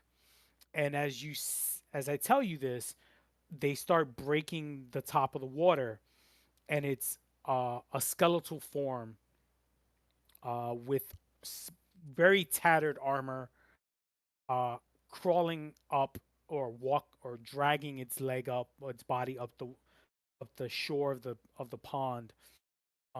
And the four blobbish things are it's like a corpse pile, and it's kind of like bones stuck together, um, like a bag of bones almost. um, and you could blame Gonzo for this because of the music from earlier today. Damn it, Gonzo. the intro music set the mood for the campaign. Yeah, What I'm picturing here is something very similar to the first Pirates of the Caribbean, where they're all like walking zombie skeletons. yes, Yeah, but yes. yeah. but But- think of like a couple of those melded together. Like think of Okay. like um corpses piled It's on like top of one Stranger another. Things, almost. Yeah, almost They like melted corpses. Yes, but they're skeletal. So like for that area. they could be using like their arms Ugh. dragging up while or like almost like a spider like Because of meat. Ugh. And how many of them? Four of them? four of those corpse piles, and then two really busted, rusted, regular look. Well, I say regular skeletons. It's a thing. Another gap. Yeah. So two really rusted looking skeletons and two with full armor type of skeletons. Okay.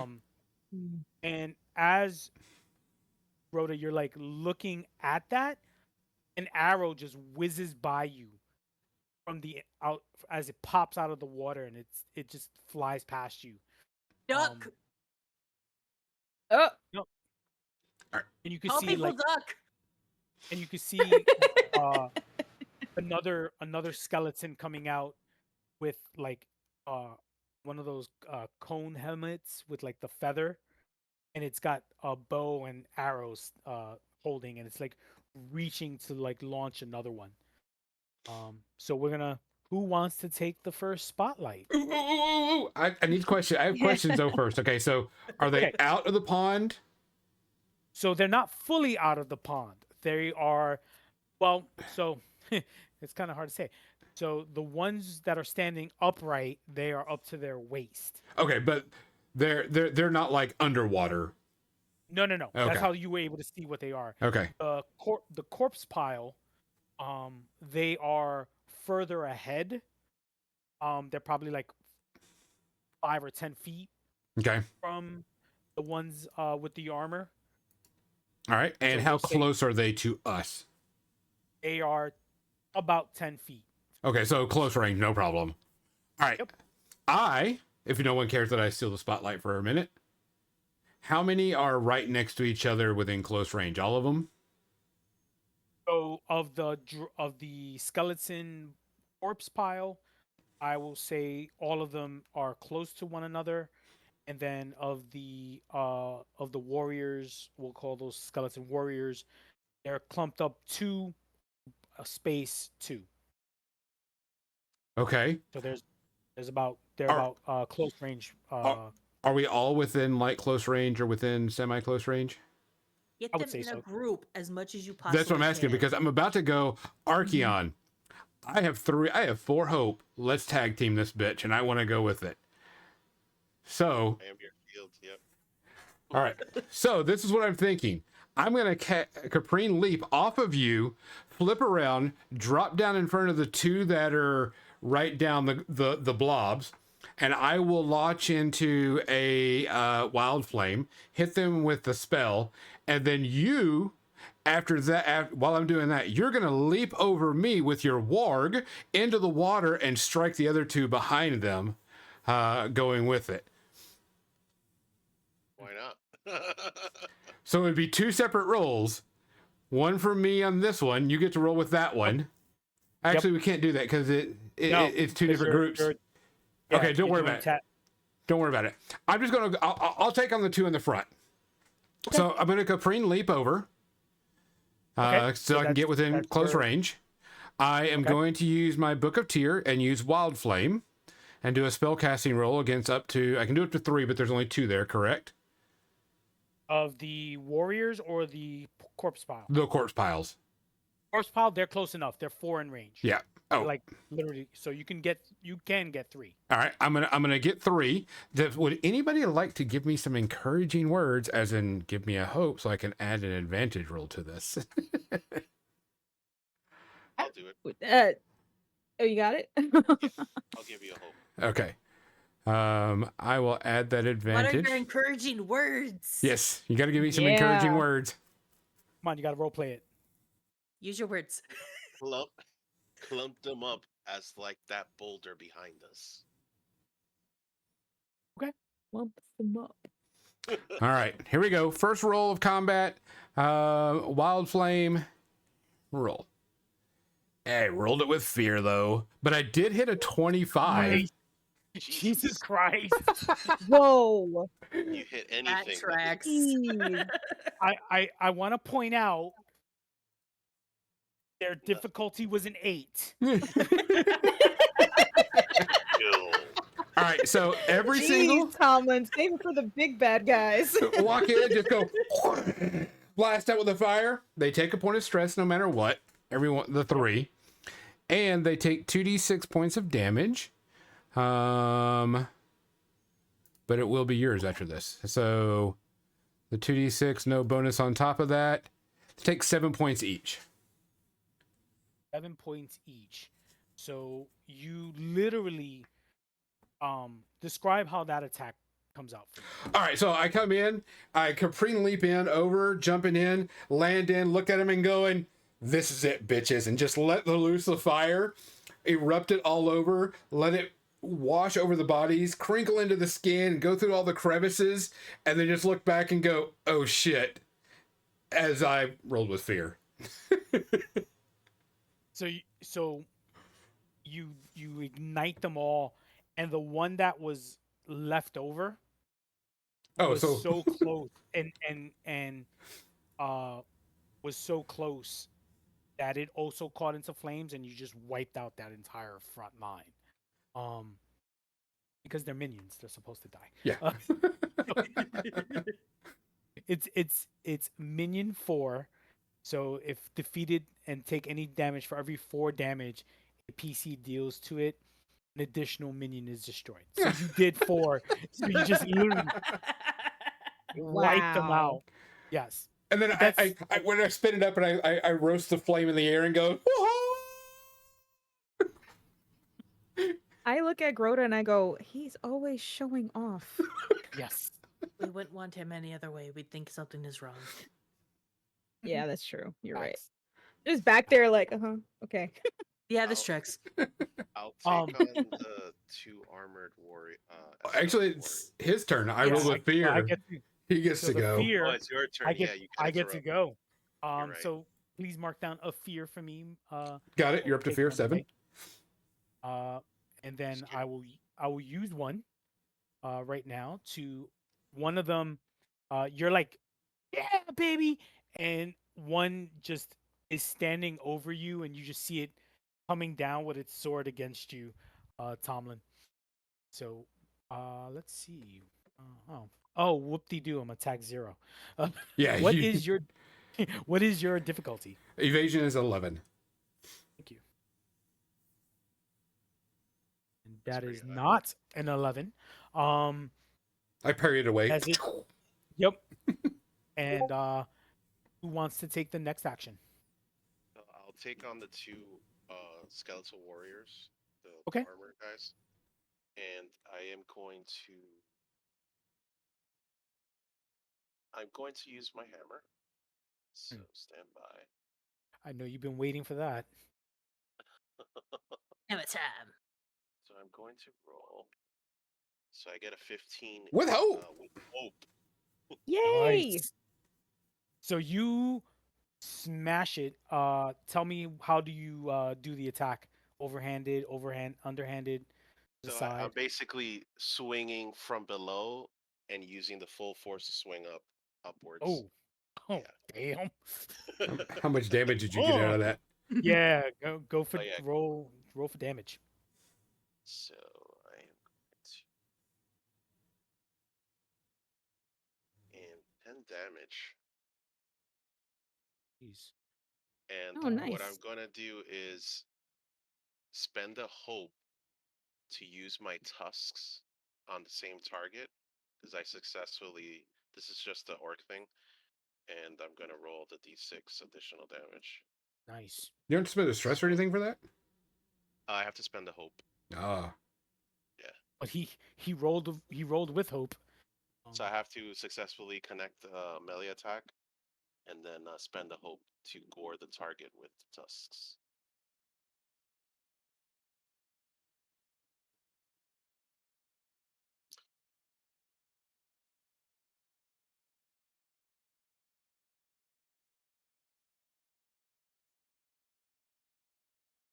Is I'm gonna guess your attack is a physical attack. I'm gonna guess with the hammer. Yes, it's Okay. definitely a physical.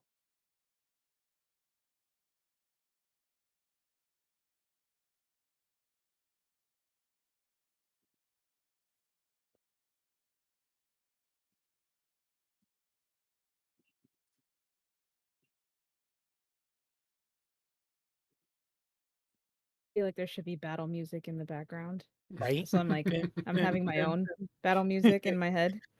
Thinking the Final Fantasy. Dun, dun, dun. I'll look into Um, battle music. That'd be awesome. Yay! So what'd you do in damage? So 10 with the warhammer and 6 with the tusks. A 10 would make it a major, so that would be 3. 1, 2, yeah, 1, 2, 3. Yes. Yeah, 0 to 4 is 1, 4 to 8 is 2. Yeah, 8 above. Give me a minute. I'm still new to this math. It's all good. All good. Oh, good man. And then so you smash it upwards. You could almost see the bones cracking in the neck. And you could hear the stress. And then as you gore it with your tusks, it literally just explodes outward. Awesome. The helmet Nice. flies off of it, and who wants to go next? Because he didn't roll with fear. Curse you. How many skeletal figures are there now? So question. there are 3 out of the water, probably by their shins, with swords and armor of some sort or another, and then you have the one behind that it's up to its waist that has the bow and arrow. Okay. Can I unleash chaos on the one with the bow and arrow? Yeah, Oh God, and- I'm gonna I'm gonna regret this, but yes, you may. Yay! Thank you.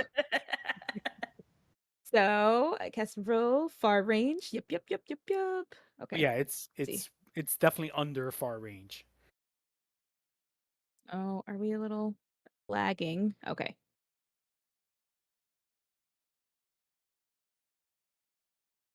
With fear. Did you get- But you I hit. did it with fear, but I did But get you a hit it. 20.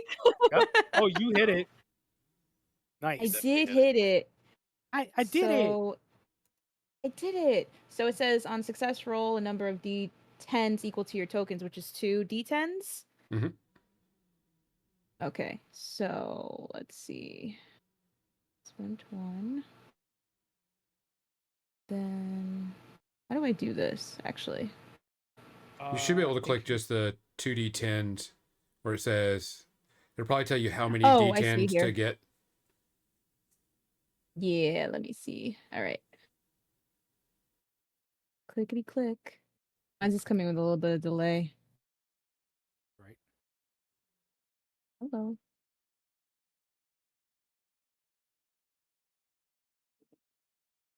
Sorry, guys. Give me a second. All right. Should just be able to click on it and it pops up. If not, you can do at the very bottom left hand corner, you can just roll and say how many d10s you want by clicking the little arrows on the right, and you can just do Okay. d10 and it'll roll. Or if you want, I could roll it for you if you want me to. Yeah. Oh no, I got it. Oh, okay. I think I did it. Nessa, real quick, I forgot to see. say I want. All right. If I roll it wrong, you'll see it. What's up, Josh? I want to be very close All right.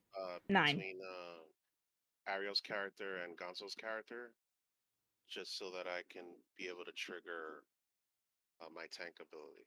Okay, Oh, okay. Yeah. when it comes up, So- yeah. Yep, because I assumed as much because you went up to fight one that was they're near Gonzo, so you're close within range. Yeah. I'm assuming Ariel, you didn't move because yours is a ranged attack. You stayed in the back. Yeah, I kind of stood where I was, and I did a little what is it? Green energy coming out of my little hands, and Palpatine It is- style. It's he's reminded me of what's his name from Star Wars. Palpatine, yeah. Palpatine. So that- Palpatine. but it's the cutest little but no. thing because it's a little halfling with like Yeah, with little curls just doing halfling. phenomenal power.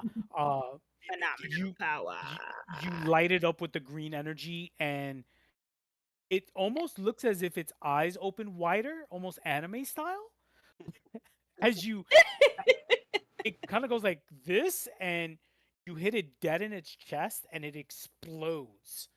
Nice. 'Cause you guys, Eh. it's It's it's massive energy. And you kind of just see the bow and everything, like the body parts just explode outwards.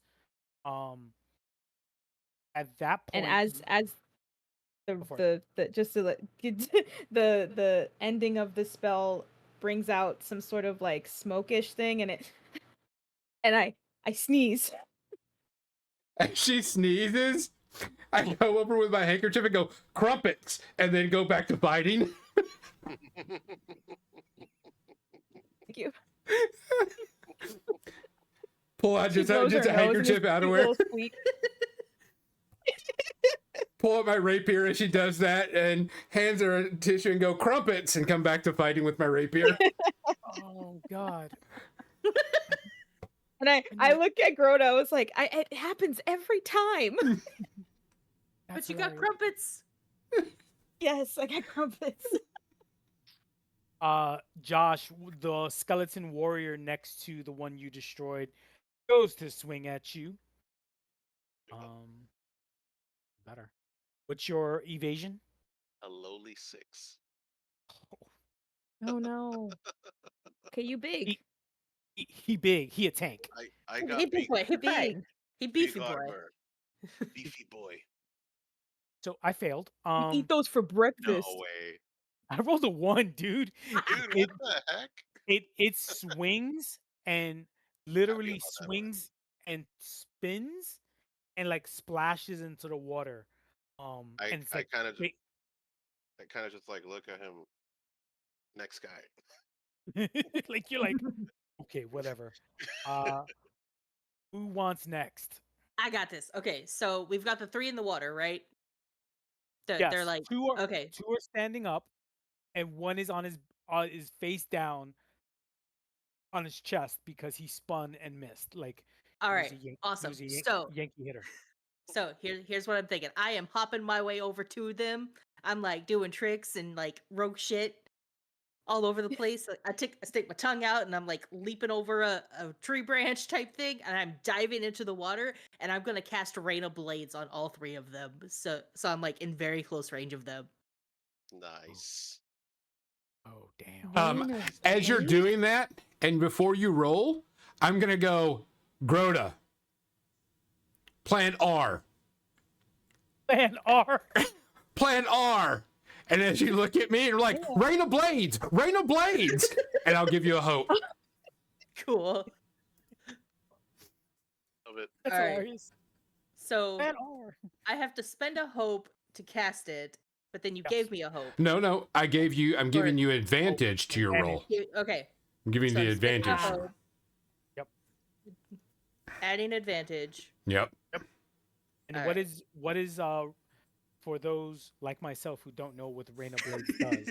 So Rain of Blades is Yeah, spend me a too. hope to make a spellcast roll and conjure throwing blades that strike out at all targets within very close range. Targets you succeed against take D8 plus 2 magic damage using your proficiency. If a target you hit is vulnerable, they take an extra 1d8 damage. What? Okay. So the Holy one that's cow. on yes. Oh yeah, Oh, wait. wow. And the thing is, it scales up with the proficiency. So when she gets to 3 proficiency, it's 3d8 on top of. I mean, it's Rain of Blades is sick. Yeah. I'm glad she's Okay. on our side. Think of it as it would be like her leaping in and just going and flashing magical blades and just hitting massive people. Got katana Yay! here. So that is a 14 with hope. Okay. Yay! So hits the skeleton warrior, and the other, and then where's the other skeleton dude? Nope, not you, not you. There you are. Yes, and it hits all of them. So, the skeleton warrior that is on the ground is vulnerable because it's spun and Ooh, gets an extra Actually, d8 damage. it'll get an Okay. extra D8 damage because it's vulnerable. And then Okay. the 2 other ones, you'll just do your regular damage. Okay. So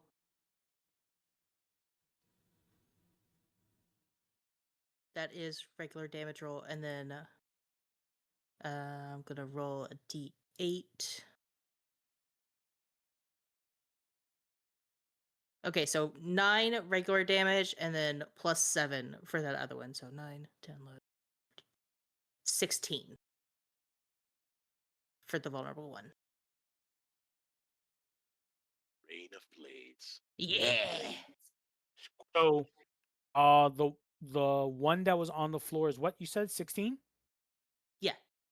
Oh yeah, you light it up, and it takes, which weird because you're almost like jumping in the air and throwing the blades on its back, and like it literally looks like a pin cushion, and it just it literally explodes. Archeon, you have skeleton bits on you now. The others, would you get a 7 and a 9? 9 is my regular damage. 9 is your regular damage. Yeah. And then would you get a 14 on the other one? That was the spell cast. Yeah. No, 14 was my spellcast, 9 is my regular damage, and then 7 was the extra d8. Gotcha.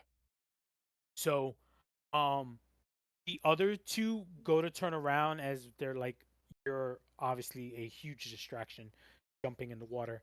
And as they're turning around, you light them up with the blades. What color is the blades energy?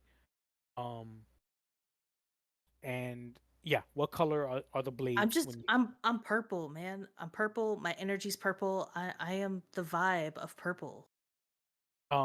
They are lit up like porcupines lit them up on purpose, threw quills at them, in the chest, in the face, in the body, what's left of their arms, and they explode outwards, and they all fade out as the blue energy just you can kind of see it like explode out of their eyes with the purple energy from your blades. And you can kind of see like the flames coming from the bodies of the skeletons, um, kind of like going in the air like mist as you just like are in the water and you guys have skeleton bits among you. Uh, Tomlin, you got like you're picking it out of your hair. I'm gonna land And in the water and then like pop back up and just start floating. you start doing start doing back you start doing backstrokes. Yup. Um, and as I was about to say so again, Sano,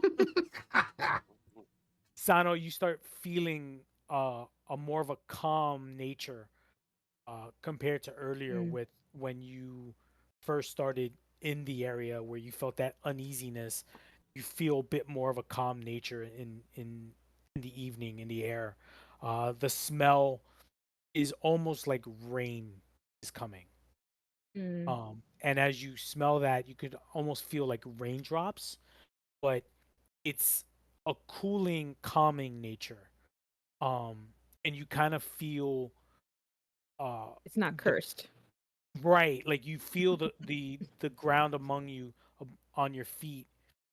Actually, are you wearing boots or are you barefoot? Oh no, I wear boots. I germaphobe. I can't do that. Mm-mm. No. Mm-mm. Mm. Germaphobe.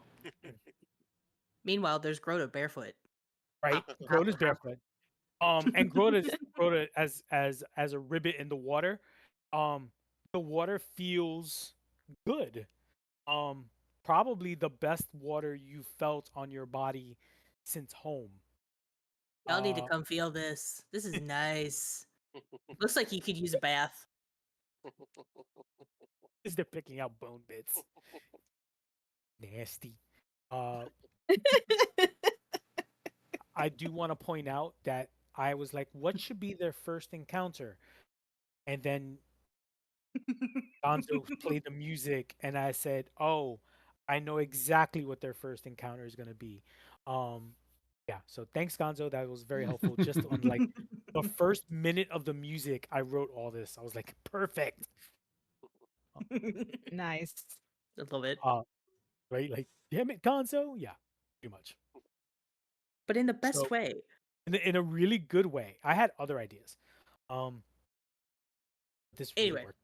So, um, as the evening starts to happen, it starts to rain a little bit, but it's not annoying. It's not like thunder and lightning. It's just a light drizzle, and eventually it just doesn't turn off the fire.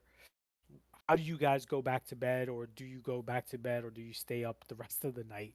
What do you guys do? No, go back to bed. Rinse my hair out in You the can go back thing, to bed. Yeah, right. fluff it back, sit back down, and So as I return to camp, I noticed that I haven't slept for several hours.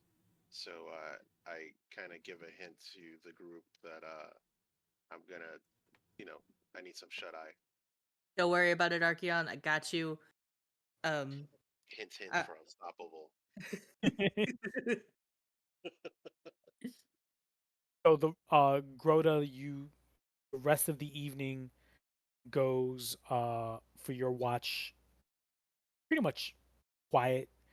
You do hear not birds. You do hear noises, but they're noises of nature, crickets and other insects, which early on you noticed that Could be a wasn't snack. around, You right? also hear me snoring. You could hear me for miles. He's- Damn. The stealth is not with Mm-mm. him on that one. No, he's definitely not stealthy. I'm afraid to ask, Mm-mm. Archeon, what's your agility? Let's not discuss that. No, -1. Ooh, no. Yo, He is not very makes sense. graceful. somebody needs to give him advantage anytime you guys do stealth rolls. Like Which that's gonna be kinda- hilarious. Yeah, he ain't stealthing anywhere. He's like, "Hi," yeah. So it's fine because Archeon can be Grota strength, and Grota can be Archeon's stealth. It's gonna be fine. There we Because go. I have a what- -1. Mhm. So what There you're we go. saying is that you're gonna use him as a shield and like hold on to his back, like go that way. Duh. That guy. Um, Whenever I add an experience, it's gonna be hop this way, and it's gonna Hop be like this that. way. um, who do you wake up, or do you do the rest of the night's watch, or do you just wake I'm up? just gonna do the rest of the night. Not a big deal. Yeah, you kind of do that brooding rogue on the I look in the shadows. I hang out. I observe. um I as do you shadowy things.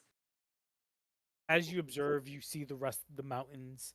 Um, and at the very top of the mountain, or what you think is the top, you do see lightning and you do hear thunder rolling across. But it's very faint, the lightning, only because of the fog that's covering the mountain. But it looks pretty. Looks pretty. Uh, the rest of the evening goes without issue, and you wake up. You guys get Did we ready. get along? Did we get a long rest? Yes, you did. Oh, are we? Oh, Okay. do we Cool. need to take a long rest? No, not really. But Okay. I mean, you guys are I mean, sleeping, so Technically, though. Well, no, because if we actually take a long rest, we get certain things, and he gets more fear. Oh crap. Oh. Yeah, if we take a long Didn't think rest, of we get to that. do a couple of things, and he automatically gets a bunch of fear. yes. All right. You know what? It's okay. We can I'll, just hang out. I'll hold on to my luck again. Good. You sure? Yeah, sure? yeah, it's all good. Okay. Cool, fine. Keep It's moving. fine. Move Everything on. is fine. Everything is fine. Everything is fine. We just Um, keep moving. As you move forward, you guys do your things, brush your teeth, if anything. Good hygiene. And pack your animals, pack up, and move forward. The rest of the morning goes uneventful. In the distance, you see a large set of tents. Um, there is 3 tents. They're about medium size. I say medium size, but we're thinking Harry Potter size, like, like not bigger in the inside. Like 3 big tents. Oh. Sorry, we don't have that technology, but there is a disarray of the camp. It looks like, and the wagon is turned over. There's a piece of the wagon hanging, and it looks to be a wheel. And it's actually leaned up against the side of the wagon. Well, the back of the wagon. And that is what you see right now. What do you guys want to do? I want to check around the campsite, see what I find. Signs of struggle type thing. Is Any evidence that people might be around still. I would ask, is there any identifying markers on the tents, like faction or anything like that? Yes, clearly there is a on the side of the tents you can see the symbol for Mount Haven. And there is a flag that flies on top of the center of probably the biggest tent. Is the Mount Haven symbol itself for the kingdom. I'll say this real quick. I lean towards the ground and take a piece of the soil and taste it. And I'm just gonna do a instinct roll. Okay.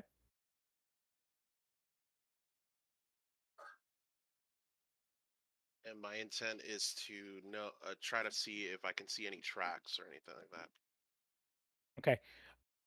The first thing that is very apparent to you and to you as well, Grota, without even needing to roll, is that there is a blood trail that is dragging to the mountain itself. The mountain is not far from it, and you can see the blood trail goes all the way to the mountain and then stops at the edge of the mountain itself.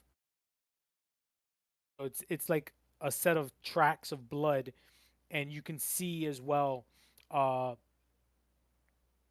what look to be uh, finger trails on the ground, and eventually you could start seeing the skin being torn off as something is dragging that body on the ground, and then basically to the mountain itself.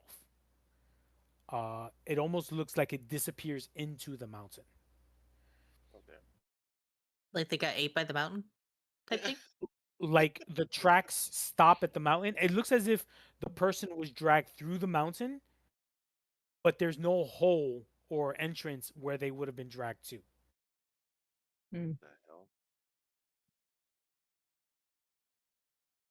hell? Looking around Rhoda and Archeon, you see a large fire pit which has not been lit for some time. There's no hot embers.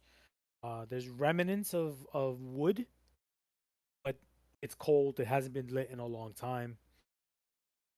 Uh, there are two sets of tents that have living quarters or like beds, like rollout cots. Um, inside and outside, you can see scientific equipment, um, Bunsen burners, beakers, test tubes, um,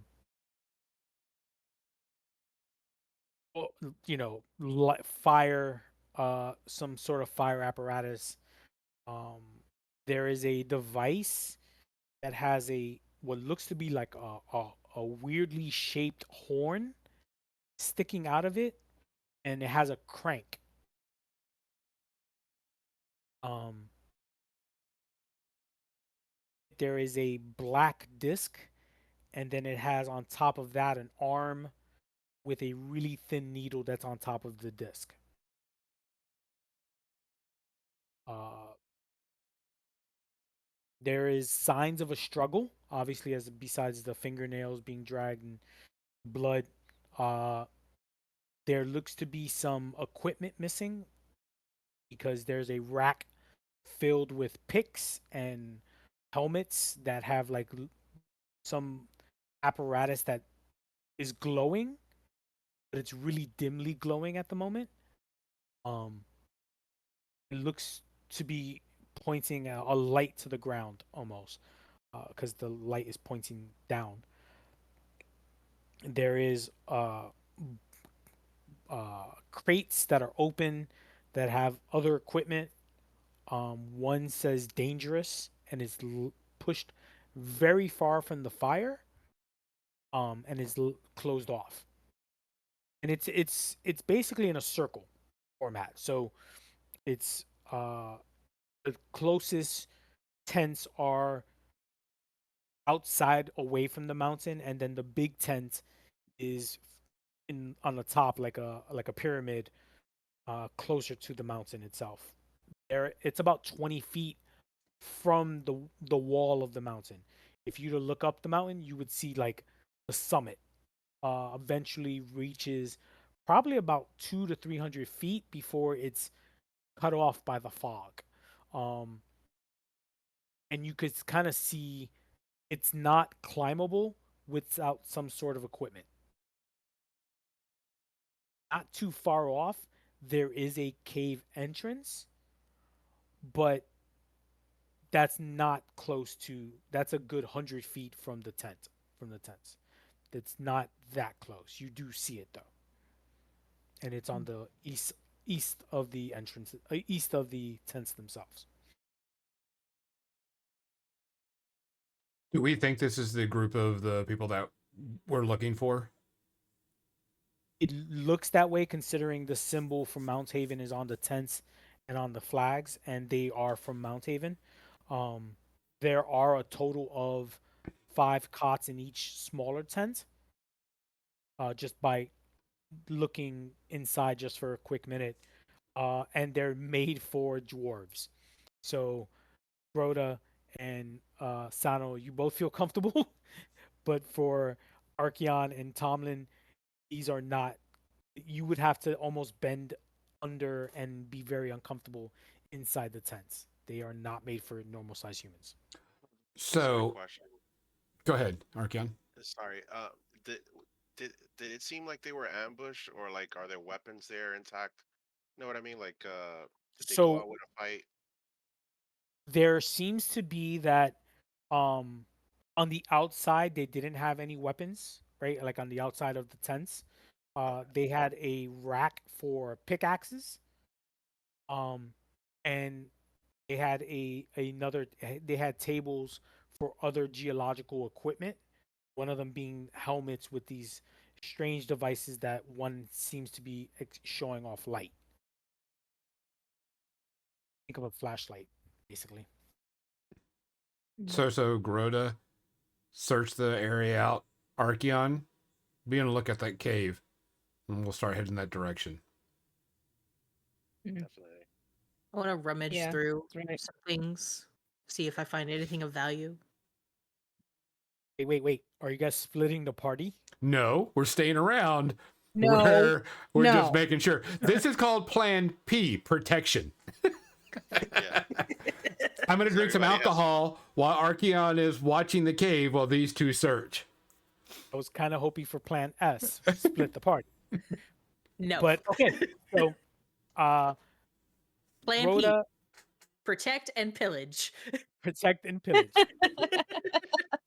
Uh, Nice.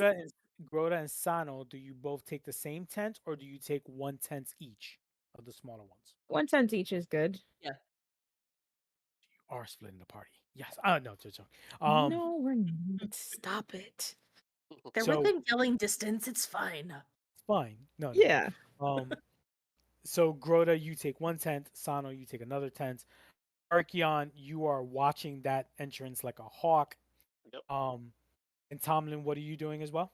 I'm just standing there watching them as I kind of kick back against a tree and have a little drink, strumming my lute a I little hear bit. So Yeah, he's man, he's micromanaging. Yes. He's micromanaging. Somebody Yeah. has to be, the smart one around here. A supervisor. Supervisor. As you Grota, you're looking at one of the tents and you're checking each bed, and each bed has a foot locker. Like 3 foot by 2 foot high. Each one has like a closet next to it, or like a one of those pre-built armoires that has like you can put stuff in it. They have clothes. They're not closable. They're just like quick closets, like really quickly. And each bed is nicely made. I'm assuming you're going to check the lockers. I'm checking everything. So, if it's got stuff in it or it seems like it has stuff in it, I'm checking it. so you're looking through each of the foot lockers has a journal. Except one of them. And but all the journals looks like they have written in them up to a certain point, and you realize that one of them was the last entry was 7 days ago. The other one had a journal entry, and you could just see like some are 7 days apart. 7 days ago, one was 5 days ago, and it starts going like you start noticing like one by one they start going 7 apart, 6 apart, 5 apart, 4 apart. Just recently 3 days apart was the last entry. Do you read the entries? Do you read the books? What do you would like to do? Yeah. just kind of scroll past, get the general gist of everything. What's going on? So they start explaining. Sorry, where? There they are. One of them is from the cartographer, and he's sketching in his journal. And he what they noticed on the ride here. And it's basically like he basically just drew a map from Hawthorne Point to this location, like the pond and the house, how they stayed in the house, um, because it was a good place to lay low. Um, they encountered a blue flame uh, outside of the farm, but didn't do anything with it because it was they stayed inside in the farm, in the farmhouse. They discovered the bodies of previous occupants in the farm and in the barn, and dispatched them.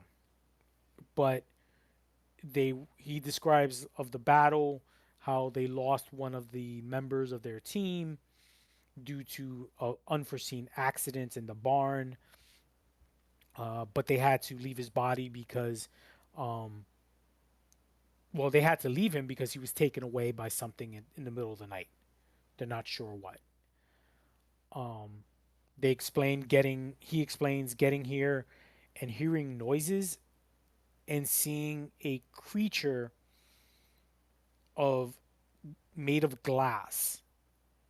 A of and he says a large feline type creature made of glass that was stalking them every so often.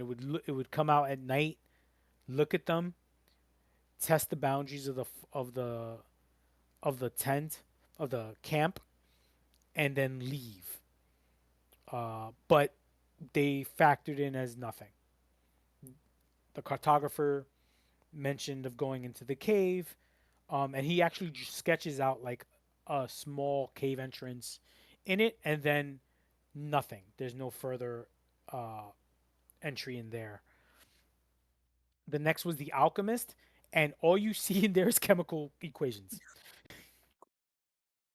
Well, this Uh, is useless to me. Maybe yeah. Solo will make sense of it. Um, but it stopped a day after the cartographer. He mentioned something about the cartographer was missing, um, but that he was more worried about the next experiment that he's working on. And you get a gist of like that creature, that feline type creature, was stalking them the entire time, uh, and eventually, um, or the leader of the expedition took it upon himself, and the beast warden, uh, Grimmick. Oh no, his name is Grimly. That's funny. Um, so Grim, Grimly and Balinor went out upon themselves to hunt down the creature. Uh, Balinor came back without Grimly and said that the creature stalked them and ambushed them and literally dragged Grimly through the mountain. He literally phased Grimly and the creature itself through the mountain while he was trying to save Grimly. Basically, the creature just almost as if the mountain was not there.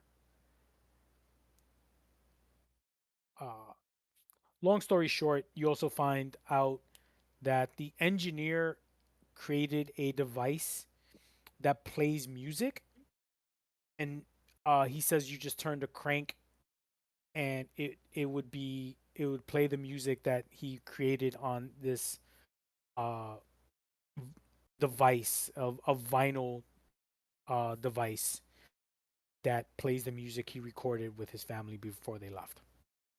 Basically, he created a record player. That's what it sounded like. Tomlin, go crank that thing. I want to see what it does. Crank it. Crank what Thing with the crank. What is it supposed Turn to it. do? It's supposed to play music.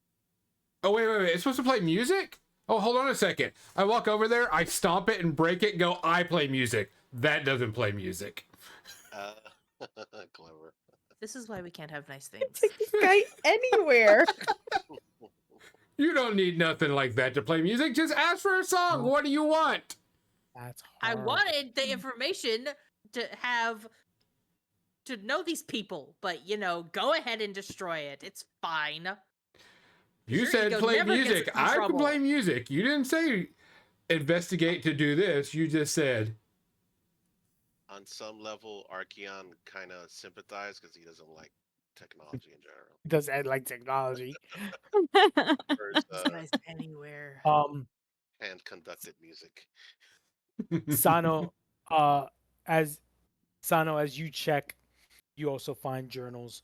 You find Balinor's journal, and he explains what his main idea was for coming into, basically find the ore that they're hoping to establish, some sort of trade and basically make more money. But he also explains that they've been attacked by these creatures, and some of his people have been gone missing in the middle of the night, and he doesn't know why. So his last entry was 2 days ago. He took a rifle. He writes rifle. You're like, what the hell's a rifle? But you know what a rifle is. Mhm. You're like, oh, he has this. He took a rifle. He went in with Northcar, the lore keeper. He's basically the one that takes and he's been writing down everything. You also get Lorthcar. Lorthcar is, when comparing notes with Rhoda, you notice that his journal is the one that's missing. His journal is the one that's missing. Balinor wrote that they were going into the cave to explore it, to maybe find Gimli. Hopefully, if he's still alive, if that creature did not kill him, but also find out if the rest of his people are being taken, because Gimli did see tracks that led to the cave, but he didn't recognize the tracks, and he sketches out, and he curses. He's like, I'm not Gimli. I don't have the mindset to draw out what these creatures' tracks are, but it looks to be a three-toed clawed, because he points out the claws in the front, and then a back toe, that's almost in the heel, that is also clawed. So I think it would be kind of like this, almost like a chicken. But it's a standard foot. Again, like Balinor, I don't have the drawing in front of me. But he explains that the tracks lead to the cave, so he's hoping to track them down and find out what happened. And again, like I said, that was 2 days ago. Okay. Gotcha. Creatures with 3-toe claw thingies. What's the worst that can happen? Yeah. Bottom. If a velociraptor pops out of nowhere, or a very large chicken. We'll know it's them when they open doors. Right?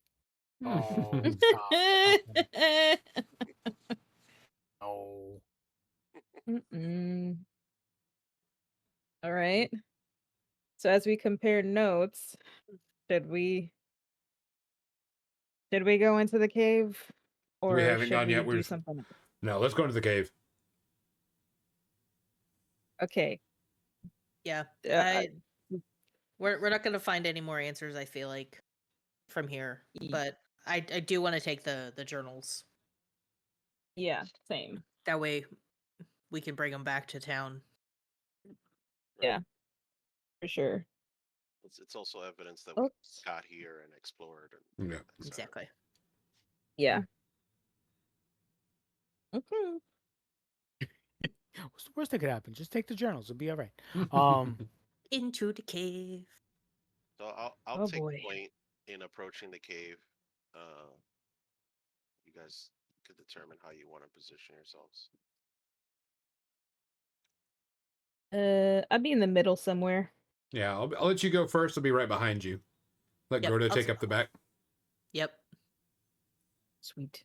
Bring up the rear. I Oh, Esther's smiling.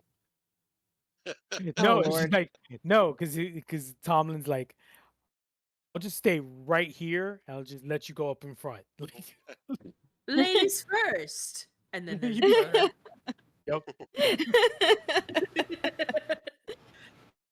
Bulls die first. can I use a wild touch as like a it looks like a cantrip, honestly. That I can make a flame.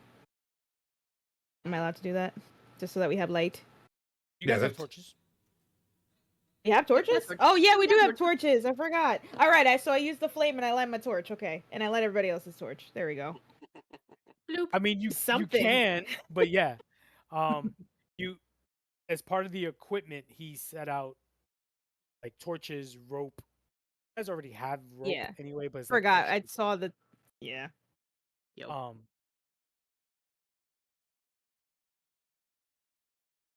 So, you guys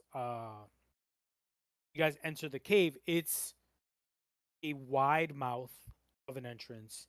It's probably like 10 feet wide and high, and then it expands up to 30 feet at its highest point, um, with side walls probably around 50 feet. So it's a very large mouth of a cave, and you can easily see light coming from stones in the cave, but they're not that bright. The torches will be needed, unless you have like dark vision, you know.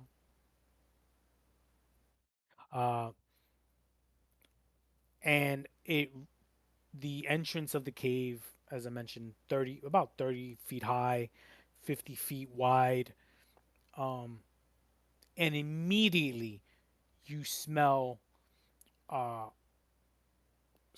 like a putrid, wet smell. Something of rotting flesh. As you are adventurers, you definitely would know what that is. Take out my handkerchief and I go like, put it to my nose. Um, you hear a skittering coming from the left of the cave. And my rapier. you hear what happened? I dropped my rapier. And you hear like, yeah, clittering of like something on the ground, on the roof, on the ceiling, coming on the side. Damn. Is that a salchicha? No, But- it's a cork, but I'm pretending it's a hammer. I Dude, love it. I thought it was a giant piece of meat. I was like, yo. I found it, a rotting piece of flesh. He's like, I got the salami. I got this. Oh, I was like, I'm hungry. As you turn to look at it, it is. You guys ever see? You must have seen it. Men in Black Mhm, with mhm. with like the big cockroach dude. Yeah. Yeah, think of that. It's coming down the side. And it's a pretty much a giant millipede, but it's about the size of Gonzo's horse. Okay, Um, Archeon's scared. Sounds like we need to kill it with fire. Oh, you say that? I leap forward, use a Capri leap, and then just go. I'm going to actually use my extra D6 for my rally die. To my action roll.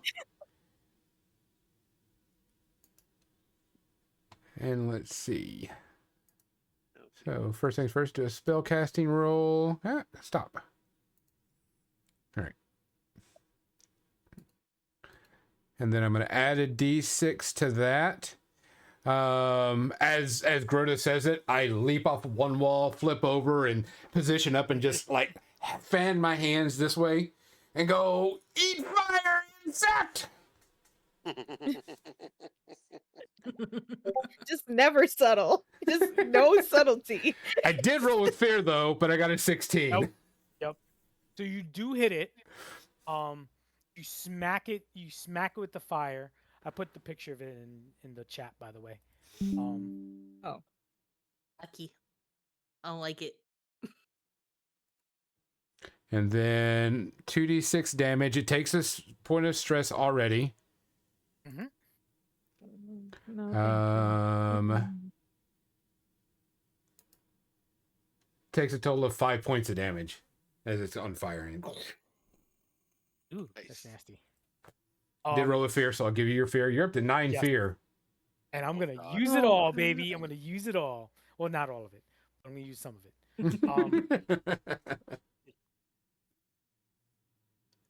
So you smack it with fire. It kind of skittles back. Archeon, you were the front of the, so it kind of skitters up to you. You can hear it kind of like General Grievous with its like click click click click click click click click on the ground, and it's gonna Oh no. and it's gonna claw at you. Let's see.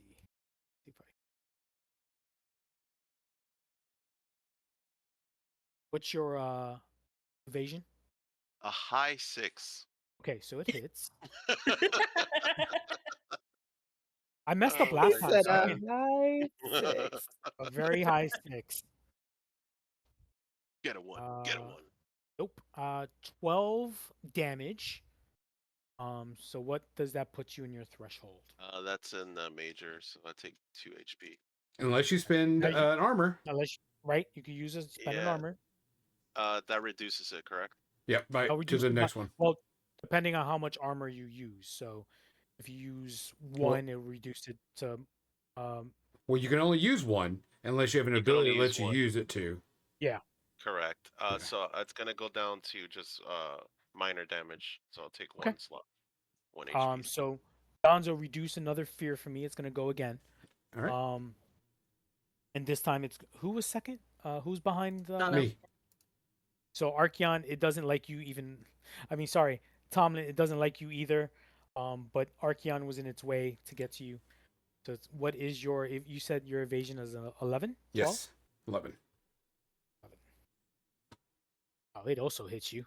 Okay. Okay, so Um, I'm gonna do I am your shield. So I'm gonna take a Ooh. point of stress and I'll take the damage in his stead. And you can still use your armor to subtract this down Yep. too. How do you use I am your shield?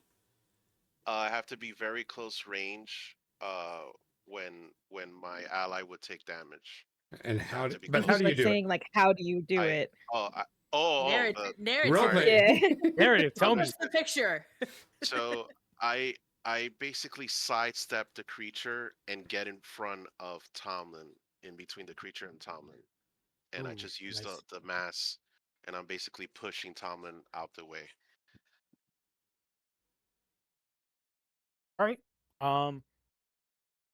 So it literally clawed you the first time with its scything claws, and it went to nail Gonzo Tomlin on with its left claw, and you literally like get in Gonzo's way, like no, not the little guy.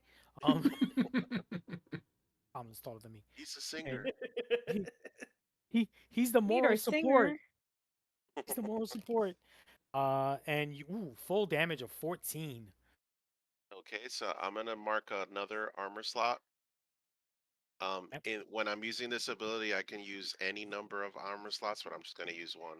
So I'm gonna take 1 slot in HP. Oh, so you have the ability to mark more than one to drop it by Yeah. two? Yes. Yeah, just It's- with the I am your shield. Yeah, Yeah. it's so freaking powerful. Yep. Yes. That's why I asked. I wasn't sure if I know Guardians could do that. see. And it's going so Gonzo mark off another fear for me. One more. And it's going to look at the ladies and it kind of see it kind of it spits out. You think it's a tongue and you just see acid just well, a liquid of some sort, not acid, sure, not acid. Um and it goes to spit out at you. Grota, what is your evasion? 13. Instano? 11. So it misses Grota. It literally It goes tries over. to spit, and then I just jump. Just a high jump. Good because you can do something next turn. But it does hit Sano. Okay. Can As it just can I block it again, or is it once? No, it's as many times as you have stress, and if Yeah. they're within range. All right, I'm gonna do it. I'm gonna take another stress, okay. and I'm How going much to. how much stress do you have? I have 4 left. I have an Okay. extra stress because of my class. So Gotcha. I basically I see this thing spitting out, and I I try to jump in front of Sona, but I have to do it so drastically that I almost fall on my face doing it. Oh. So you cover her up and you're like as you feel it just hit the back. So you're gonna take uh you take 2d6 physical damage. You also will lose an armor slot, but won't get the benefits of it. Okay. And if you don't have any more armor slots, it's an additional HP and you gain fear. But if you have an armor slot, you'll be fine. Yeah, so I Um, won't use an armor slot. Go for it. But okay, I'll consume it because of what you're doing. Yeah. so it's going to be 12 points of Okay. damage. I'm gonna take two stress slots. I mean 2 HP Sh- slots. Yep. 'Cause it's major damage. Yep. Um, and so Grota, you are up in the air. I am up in the air, and I am flinging myself at it with my daggers out, ready to stab. Mm-hmm. Go for it.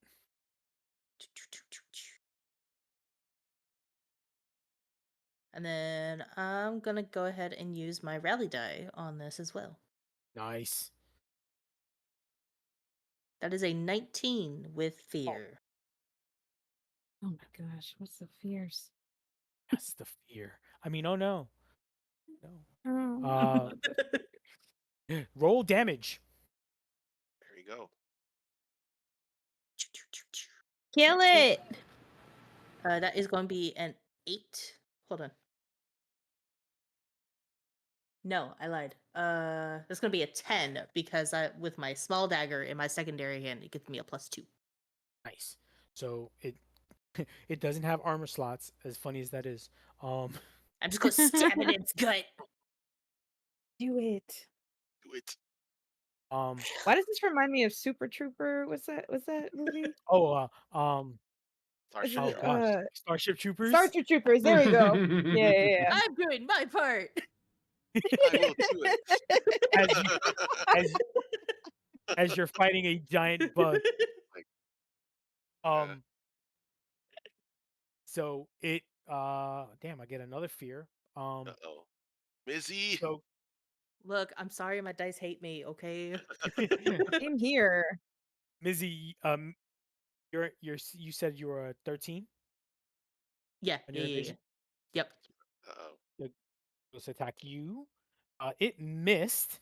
It's gonna use another fear. Gonzo, if you can take away the fear from me, please. Mhm. It's going to try to again hit you because it doesn't like you. Nope. It missed again. I'm gonna go one more You fear, can't hit me. You can't hit Oh me. I no! and it's super pissed, and it's gonna try one more time, but it's gonna. You kind of see it like You can't even see rear, her. That's why you miss. right? It's gonna rear up and kind of like We're like we're try in to- a cave. We are in shadow. Yes, there you go. Yeah. Oh, you are untouchable. Yeah. You are completely untouchable. Oh it. my god.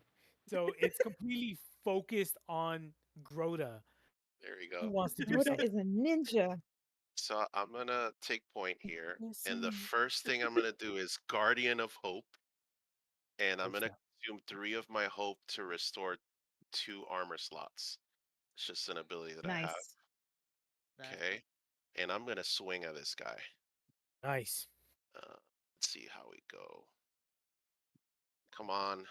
I got a 12.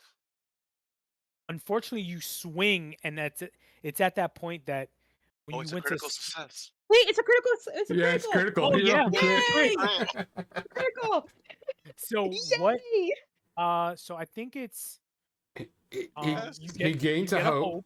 Yep. yep. Oh my gosh. Clears his stress. Yes. You get your Yes. maximum die roll. So whatever you're going to roll for damage, you get the maximum of that and an additional. an additional it's- roll. So it's gonna be 15 plus 13, so 28 damage. There you go. Oh, Yes, kill the bug. oh my god. You smacked the shit out of it like it owed you money.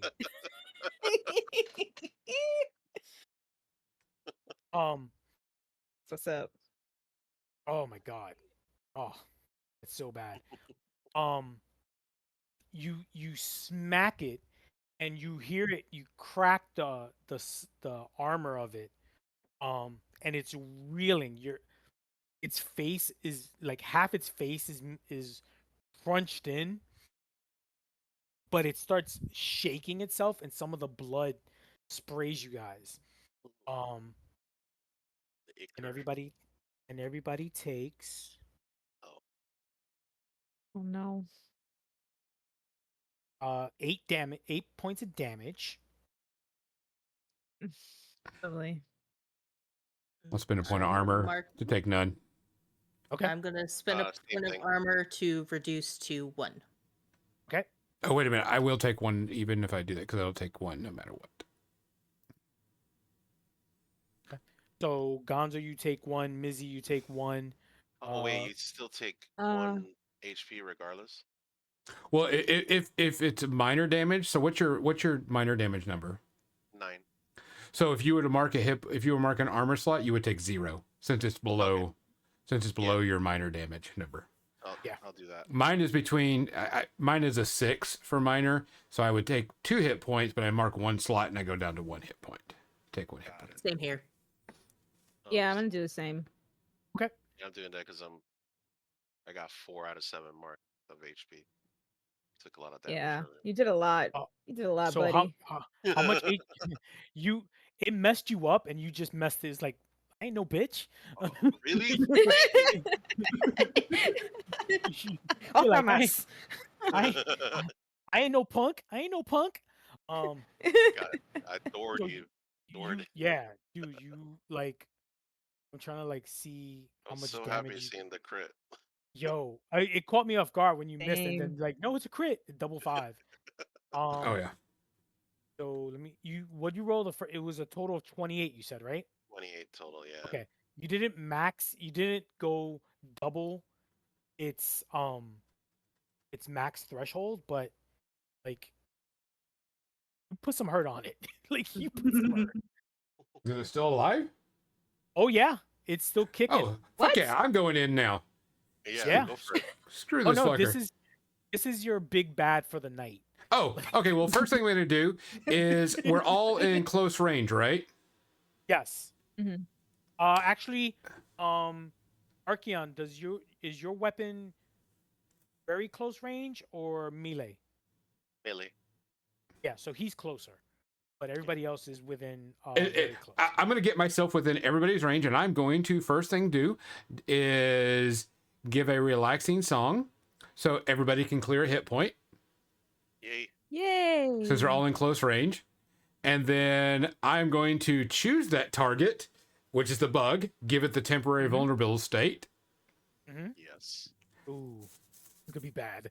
Then I'm going to sing a heartbreaking song and give everybody within close range a hope. Yay! Then I'm going to give you a very rousing speech and Oh my tell gosh. everybody that you're amazing and wonderful. And Archeon, you get to clear a hit point whenever you want. You can clear it whenever you want. I can just give it to you. There we go. Thank you. And I will give it to Grotto. You can either clear a stress hit point or a hope. It's up to you. I'll take another hope. But you have to spend it on your turn. I just give you the ability. Okay. And then I'm going to spend 3 hope to do a tag team event with Sano, my buddy Soso. We're going to tag team. You're going to throw your chaotic bolt or whatever it is. Unleash chaos. Unleash chaos. You're going to unleash chaos on my rapier as I leap from the top of the roof and the top of the cave and come down and slice it with my rapier coming down. Nice. You got it. All right. So Someone's watched. All right, let's. Someone's watched X-Men '97 a bit too much. So on top of that, You just Sano. can't have too much. So I am going to inspire you by giving you my last hope to give you an advantage to your roll. And you can also appreciate it. use the D6 I gave you as the That's- rally that die was it. to I add was 2 actually gonna do that D6. too. And Gotcha. 2d6s on the. All I want is fear. Pro plays. so I'm going to roll my rapier. You have to roll your unleash chaos, and we take the better of the 2. All right. Does Wait, anybody want to what give did me you hope? To do? actually, he is vulnerable, so He's vulnerable. we get another D6, so we get an advantage on that. So you actually get 3 D6. So. What? Yeah. Okay. He's vulnerable. This is gonna be interesting. All right, let's I- see. I'm also gonna give Tomlin a hope. Wow. So How are you alright, going to give Pretty me? Boy, do your thing. How are you going to give me a hope? I'm telling you, Pretty Boy, do your thing. Pretty boy, do your thing. All What right. do you think? All Spanks right. you on the All ass. right. Like, you got this, baby. I don't know how this happened. Oh wait. I can re-roll a 1. Wait. 'cause Is that I'm a I'm double one? halfling. No. This is 3 and a 1. no. This, but I can. But how do I re-roll that 1? Hold on. You just use the I gotta die. re-roll that Roll. 1. Yeah. Roll D12. Yeah, just roll a D12. All right. Hopefully it matches that other one. All right. Okay, let's see. Oh, it does. She got a crit. Okay. Yes. She So, got a crit. shit. I am. Oh, Holy cow. So here's the first thing. She rolled a crit, so we both Yep. gain a hope and we both clear a Yep. stress. that's Good job. Yes. got. Okay, both hope. Holy So- cow. Clear stress. Thank you, God, because I had to take a stress to. Ah, put So my I'm not Unleash going to roll Chaos because back I don't on. have to worry about it. Because we'll take the crit over everything. Yeah, because unless you because you. Well, it depends whose damage is higher. No. It doesn't matter the damage. The damage is totaled together as 1. Yeah, full damage plus the Oh. roll. Uh-huh. Yeah. So she takes. So what dice do you roll, So? For the Unleash Chaos. Uh huh. D10, but I could do 2 D10 So because I have 2 tokens. So you're going to get 20 right off the bat if you use 2. And now roll your 2d10. Mm-hmm. And let's see what the damage of that is. So wait. So you Okay. get- So wait. What am I rolling? Am I rolling the So- 2d10? Yes. So if you're doing the Okay. if you're doing the 2d10 damage, you're gonna get the 20 for the crit on top of So what? So ro- a D20. No. 2d20. You roll 2d10. 2d10. Just roll 2d10 and I'll help you out on this. Roll- Yeah. Okay. Yeah. Help me out. This is new. That's okay. Yeah, 20 to whatever you Let's do roll. Another one. Yeah. Oh, I see. Okay. Yeah, because your full damage on the dies would have been 20, Yeah, the maximum then- damage you could ever Okay. get rolling. and then you roll 2d10. So so first things are, it's 31 to begin with. Now I get to roll Yep. mine Yep. Holy plus cow. 8. I think that's the highest damage of the night. Yo, So we do a total of 45 points of damage as her Please? Unleashed Chaos lights up my sword and I come down the body. so I'm trying to Trunks. do the math. Or Frieza. So you guys almost tripled its max threshold. Yeah. Almost tripled. Almost. But so Gambit and Wolverine over here. Oh, we're gonna Like call I- this from here on out. Anytime we do this, it's called Light Me Up, baby. Light me up, dude. Light me up, baby. Yo, That's what's up. So, Yo, that's yes. what's up. That's Yes. crazy. So like it's basically you do like He-Man, you go like you point your sword up and she like lights it up with full energy as you stab it into its chest. It was about to attack. And it just slides right in like warm butter.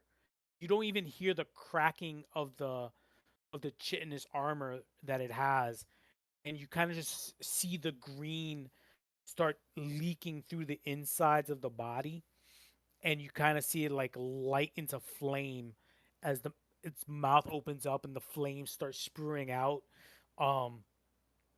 and just it starts literally melting as you pull back your rapier, um, and it just starts writhing in pain, but not where it's exploding because it's literally melting, and it's just imploding in on itself, um, and just you see it just kind of like dig into the ground, trying to get away, and it doesn't have any legs anymore because those are gone. It's like trying to tear itself into the ground, but the scythes are literally breaking and melting off. Um, and it's writhing and writhing in pain, screaming, looking up, and you kind of feel the energy it's giving off as it just collapses. Um, and it's a husk of its body, burned from within, and it smells really nasty. um, it just collapses on the floor and starts melting away into a greenish puddle, bubbling, and you can hear the sizzling on the ground, and it just stops, and all you see is a green slime puddle about 8 to 10 feet wide, long, sorry, and like 3 feet wide, and is utterly disgusting. Smells like tar and molten rubber and burnt skin, and it smells horrible. Yeah, I'm just like, I'm gonna take my rapier as I come down and all this is happening and it's done. I like take the goo and everything and carve like a musical note with it on the wall to sling it off and then sheath my rapier. what's funny enough is that you have no goo because it melts it off when you like it's literally your sword is in pristine condition. You actually are like counting your blessings, nothing got on you, because it was such utter disgustingness.